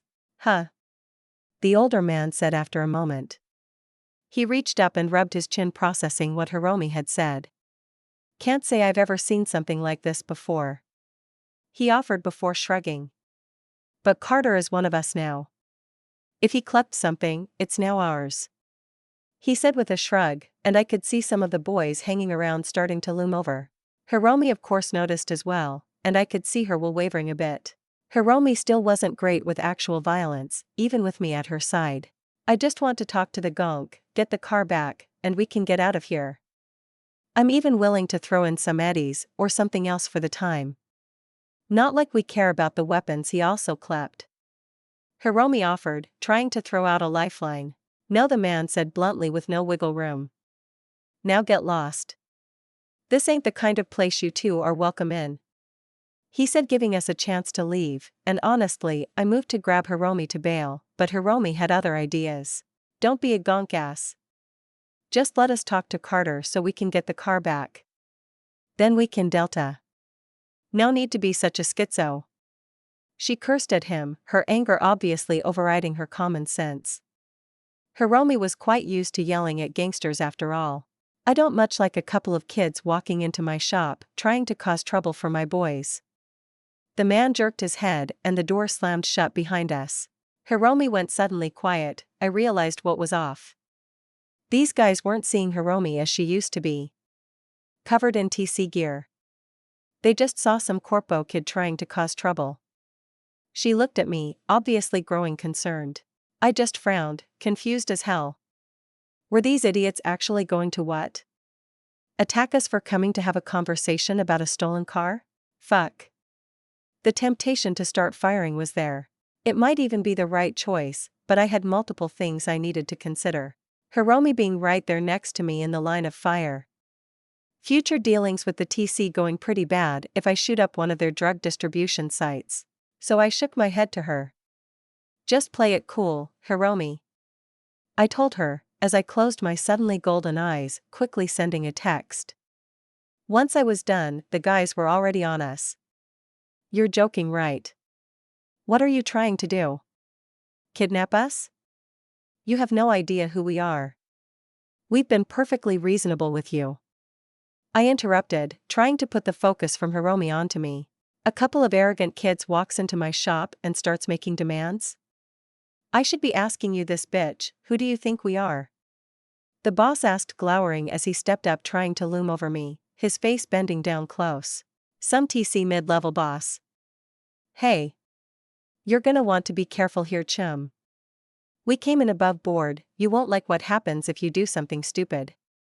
Make sure wide dash I was trying to tell the guy not to hurt Hiromi. I mean, Arasaka parents wouldn't be happy to learn Hiromi had been hurt by some TC stooges. But the man stepping forward and punching me in the face shut that up. "Don't tell me what to do in my own business. Chum," he said, pausing and enunciating the last word mockingly. "That was rude," I told him, wincing as my cheek pulled. He hadn't hit me super hard. I guess being a teenage girl did have some benefits, but he certainly wanted to shut me up. Put them in the back, he ordered, but I cut him off.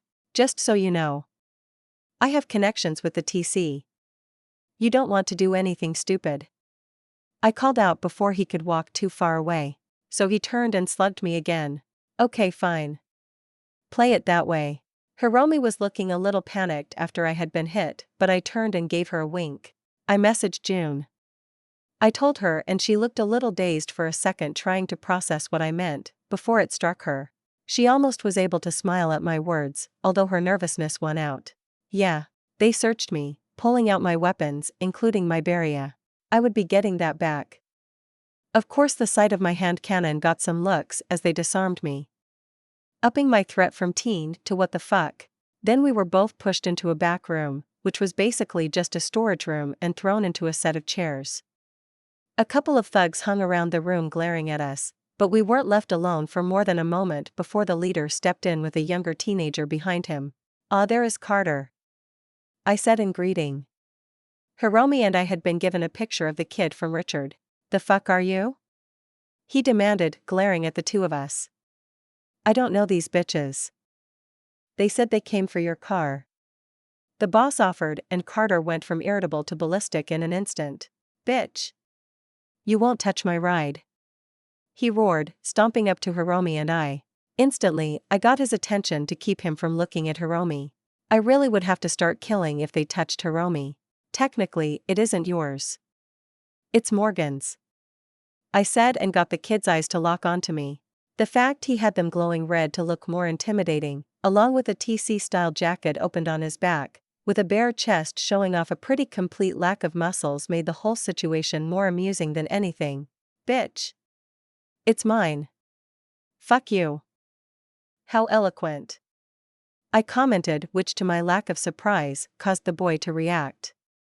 Fist flung back, I breathed out and tensed my stomach as his fist slammed into my stomach. It wasn't too bad. I coughed and overacted, but it had barely done much to me. "That's what you get, fucking cunt." "Carter. You don't know these two?" "Nah. I thought they might be that prick Richard's whores, but I don't know these two." "Surprising," I mentioned as I stood back up after fake coughing.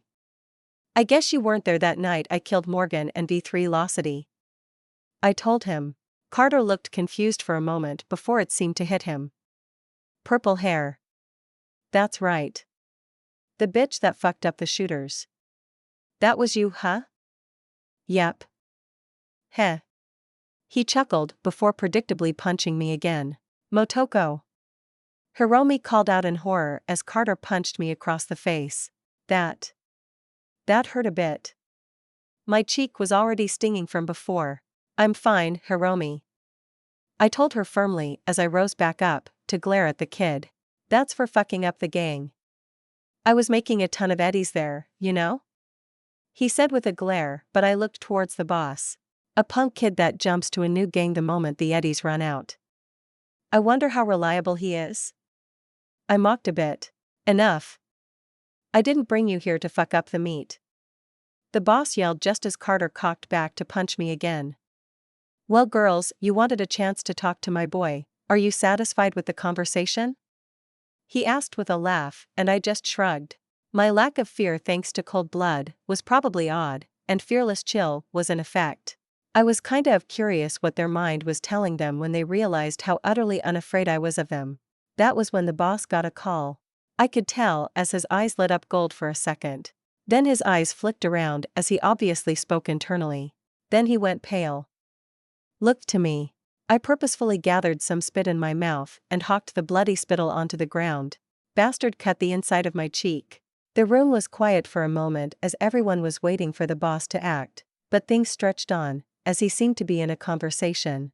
"Considering everything, if that's Fujimura, tell him hello for me," I called out, interrupting the boss's conversation, and the way the man jumped like I just stabbed him, I was right. I relaxed back, crossing my arms over my chest and throwing Hiromi a big smirk. Although the fact I was probably bruising up a bit from being punched diminished the comfort it brought. So instead, I just walked over and put my arm over her shoulder. That seemed to help, a little.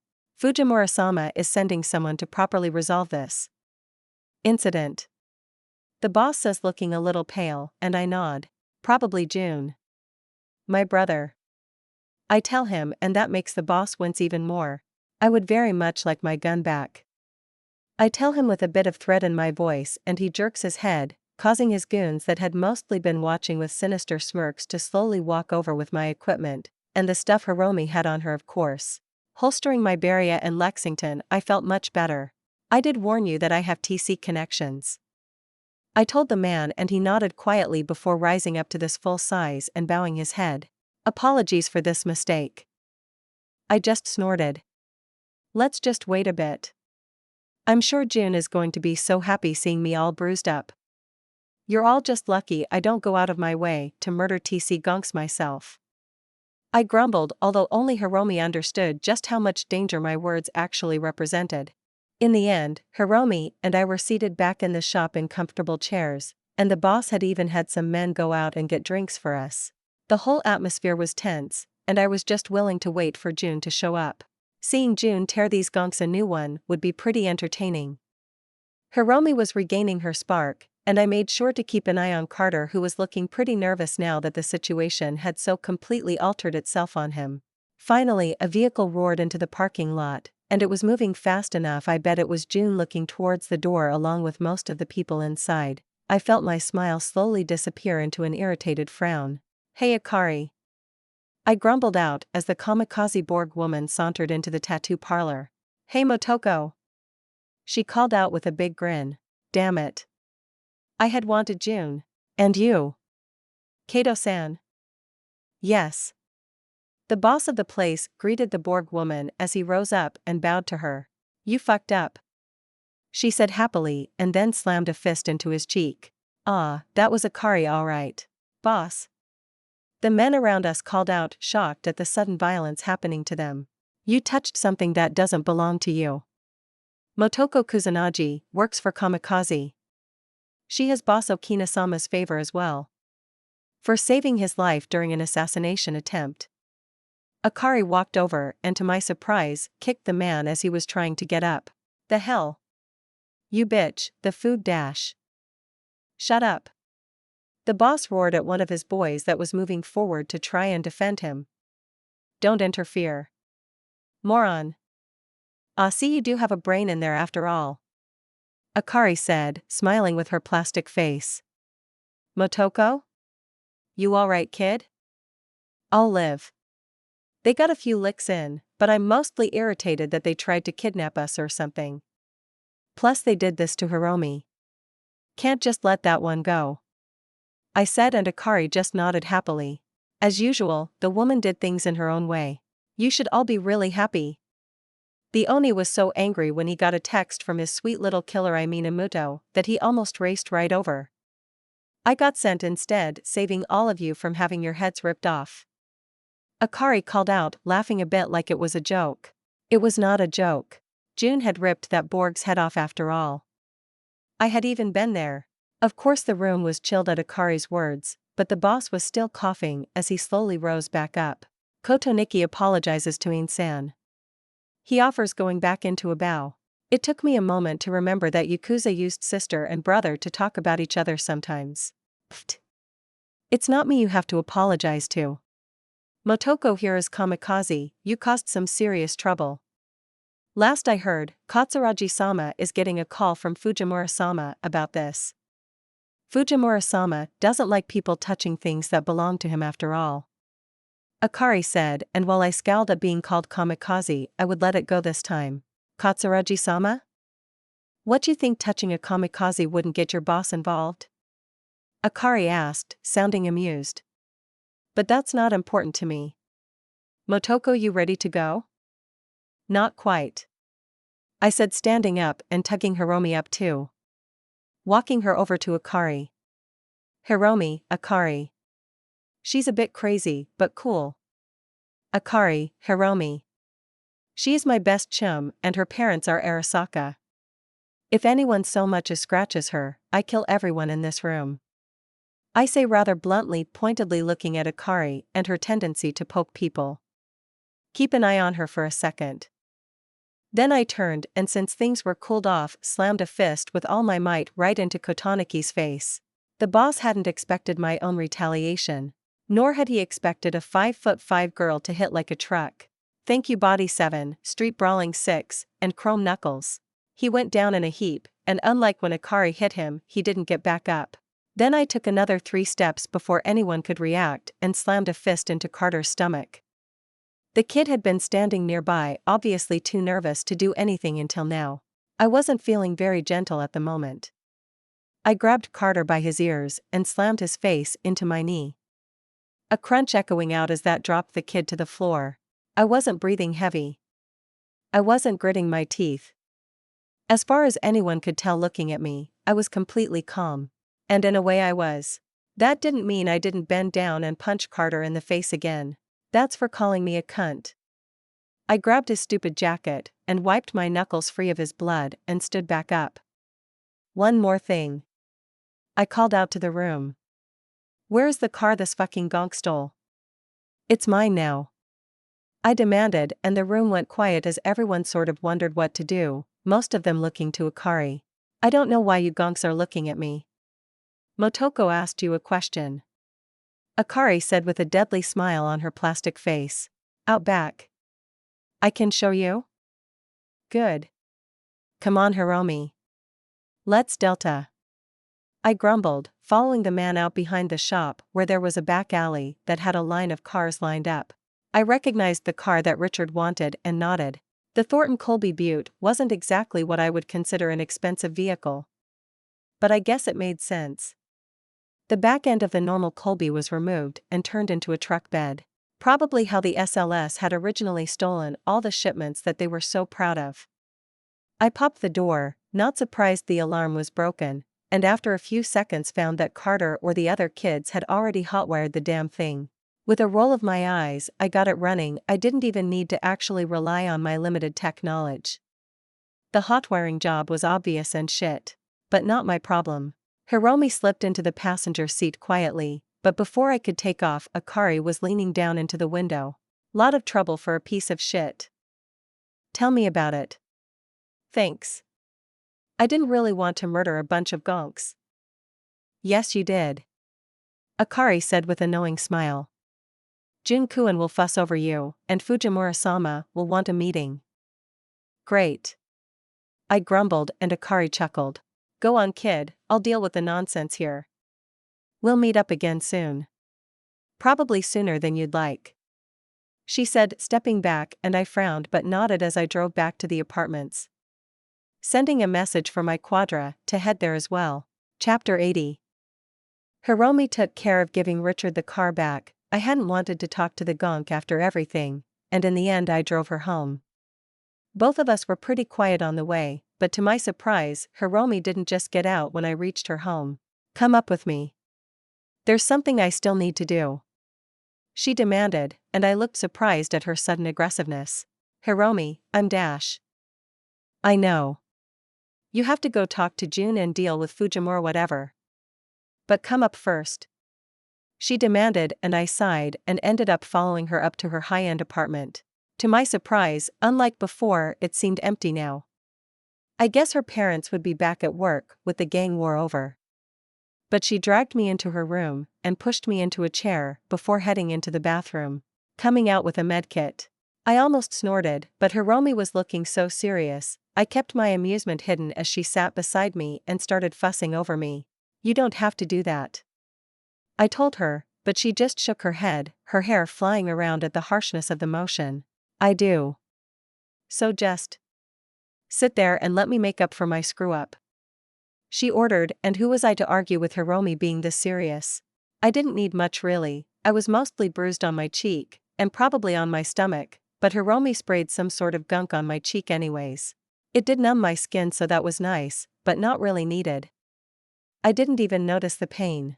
I messed up, got hot-headed, thought it was like it always had been, that I could just mouth off to the stupid claw gonks and get on with it. I didn't even think that you wouldn't want to start killing them. So I mouthed off. They were being idiots. Trying to intimidate two girls that were there for business. It was dumb. I added my own frustration with the whole scenario coming out. They were just acting like people act. I wouldn't be happy if someone came up to me and started demanding you give back the netrunning gear or something, she said, playing devil's advocate. Hey. I looted that clear. I know you gonk. Hiromi said, shaking her head as she worked on putting a bandage on my cheek. Silly Hiromi, I didn't need a bandage for a bruise, but she was fussing so I allowed it. But I mean, I walked in not thinking, and then got frustrated. I guess I expected them to treat me like they always did. Just another TC hanger-on, but I'm not dressed like that anymore. I came in looking like an enemy. They shouldn't have done that anyways. You don't conduct business by messing with people like that, I argued, shaking my head. We'll just make sure we have more muscle or something next time. Yeah. Hiromi offered, nodding, and then she reached out and double-checked my bruise. Sorry. It doesn't even hurt. Besides, it gave me a good excuse to punch them back. Very satisfying.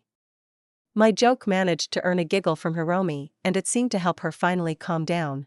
Want to come over?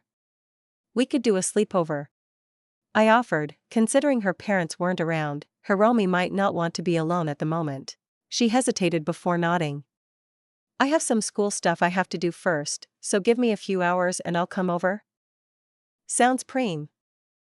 Of course, hanging out with Hiromi had to end eventually. I headed home, expecting to see Jun already there. I had texted him that Akari took care of everything and we were good during the earlier drive, but when I got home it was empty. So I shrugged, sent Jun a text telling him I was home, grabbed something to eat and decided to do some programming while I waited. Reboot optics was definitely more complicated than ping, and the time it was taking for me to fix it was definitely proving that. The lines of code were filling in pretty quickly in the grand scheme of things. I mean, most modern hacks are probably designed by committee in some corp rather than being free range like what I was doing, but while they could get things done faster, I could do it better. Maybe. Probably. I was still only at level 10, and I was still going under the assumption that level 20 was the max. So I was only halfway there. But I was still an amazing programmer. Level 10. The human peak. My fingers blazed across the keyboard. The lines I wrote were clean, and the few errors I made were easily caught and fixed with debug. I was never stumped. I never hit a point where I had to wonder what the next line of code should look like. It all came to me before I was even ready. And so spent a few hours creeping closer to a finished program. The door opening made me glance up, my voice already about to greet Jun, but it wasn't Jun. Hey Hiromi. I called out, instead realizing that it was getting late, and Jun hadn't come by. Weird. Motoko. Hiromi greeted with a smile, seemingly much recovered from the scare. Whatcha doin'? Programming. I'm working on streamlining a quick hack. I explained, showing her the laptop screen, which was just displaying line after line of code. That's preem. I have no idea what I'm looking at though. It's fine, I should take a break anyways. I've been pretty good about hyper-focusing on my coding. Want to put on some terrible TV? Yep. I brought snacks. She chirped, showing a bag full of all sorts of random stuff. And so thanks to horrible TV and snack food, everything was good. Hiromi was passed out snoring on my shoulder on the couch. I had muted the TV, but left it running for the extra light. The ability to skip sleeping was still one of those super useful side features of the gamer system. I had pulled up my programming laptop to work with after Hiromi fell asleep. I hadn't been in the mood to sleep myself, so I worked instead. It was to this scene that Jun suddenly walked into. I blinked. It was nearly 3 in the morning. I expected Jun to have slept wherever he was, like he tended to do when he didn't come home.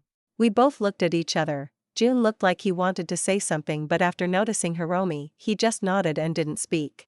Instead, he walked over quiet as a mouse, thanks to his lynx paws, and knelt down, gently patting my head as he looked me over. I could see the anxiety on his face, that look of anger and frustration.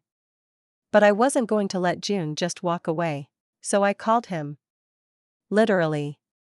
My eyes went gold as I could hear the ringing in my head. Asterisk, I'm okay, Jun. So is Hiromi. Thanks for helping us out.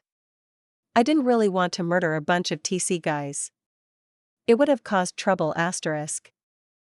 Asterisk you should have killed them. All of them. They shouldn't have touched you asterisk he responded back without hesitation, his face angry. I shook my head, reaching out and patting him on the head in return just like he had just done for me. Asterisk there were better reasons not to jump to murder. What's his face? Was a jerk, but it's fine. I hope Fujimura didn't cause you too many problems, asterisk. Asterisk I was sent to Sensei to cool off. Fujimura wasn't happy that I wanted to go and rescue you asterisk he said and I snorted quietly. What Fujimura wasn't happy with was June definitely planning to murder all the TC guys that ran that base.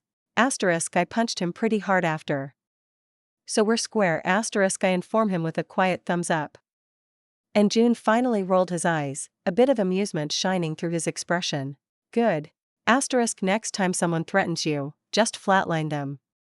If they are TC, I'll take care of smoothing everything out. Asterisk he tells me and I smirk a bit. Asterisk I'll be careful. Next time I have to speak to a gang, I'll either go in better armed so I'm more of a threat, or I'll bring more muscle for the same reason asterisk. June just shakes his head. Asterisk I'd prefer if you didn't go into a gang base at all. But Motoko will Motoko. You always do asterisk. You love me I told him smirking as he scoffed and ruffled my hair but stood up.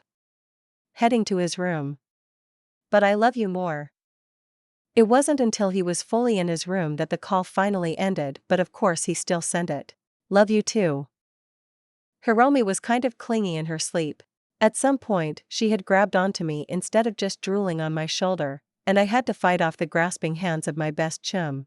Thankfully programming was quiet, and I didn't wake her while I worked slowly adding more and more to my reboot optics hack. Oh man. If Yoko thought my ping was cool. This was going to blow her processor. Hacker humor. Since I was a hacker I needed to practice it. But eventually the sun rose up and it started getting bright enough that Hiromi was grumbling and shifting in her sleep. Slowly she started waking up, lazily shifting and contorting as her body tried to wake up, but she fought it. Until eventually, I felt her hand squeeze my stomach twice as if her brain realized she was wrapped around something and she glanced up, eyes blearily open to see my own eyes looking down at her. Then she let out a squeak and leapt away. Which of course sent her over the end of the couch and onto the floor.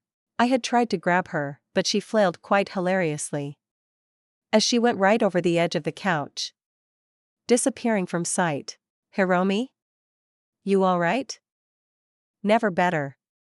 She called out after a few moments as I peeked over the edge of the couch. She was looking up at me from the floor, one foot still up on the couch cushion she had just tripped over and the rest of her in a mess on the floor seemingly desperate for no one to notice her current state. Okay, I said drawing it out, but instead of helping, I just edged back over the couch and took my spot. It took a few moments for her foot to disappear over the edge of the couch completely, and a few moments after that for her to rise up and brush herself off. Morning. She greeted casually as if everything that had just happened never did. Good morning. Hungry? Still full of snacks I think. She said casually retaking her seat and slowly running her fingers through her hair trying to reorganize the mess of bed head. She was failing, so I reached over and helped untangle a bit of her hair, letting it go flat. She was so embarrassed about her messy hair, she went red. How cute. In the end, Hiromi had cleaned up and gotten dressed not long after, and as much as she wanted to stay she had to head home. So I went back to programming until June woke up. My brother was just as bleary as Hiromi had been, and while his hair wasn't as long as Hiromi's mohawk style, it was still standing up in the back. Sleep well, Juni? Where's Hiromi? He asked in turn, looking around. Went home already. I told him and he nodded, rubbing the back of his head as he yawned. Slept okay. You? Hiromi's a bit of a grabby sleeper. I told him instead of telling the truth that I hadn't slept at all. Heh. He chuckled as if that was a joke and not just the damn truth. Pretty sure I still had a red handprint on my thigh from where Hiromi had wrapped herself around my leg. It's a good thing she didn't have chrome hands, that could have hurt. Fujimura-sama wants to see you today. To talk about what happened.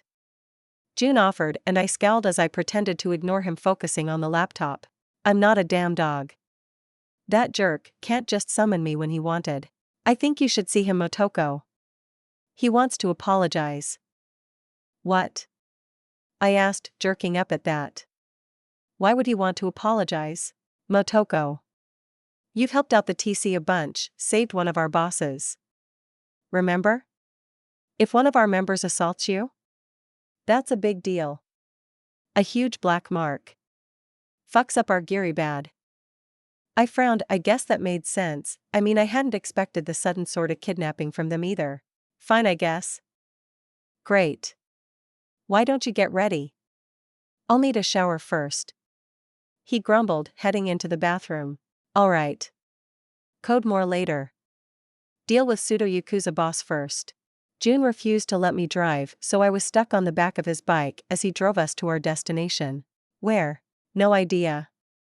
In fact, I suppose this would be the first time I'd been to June's work since the whole casino thing.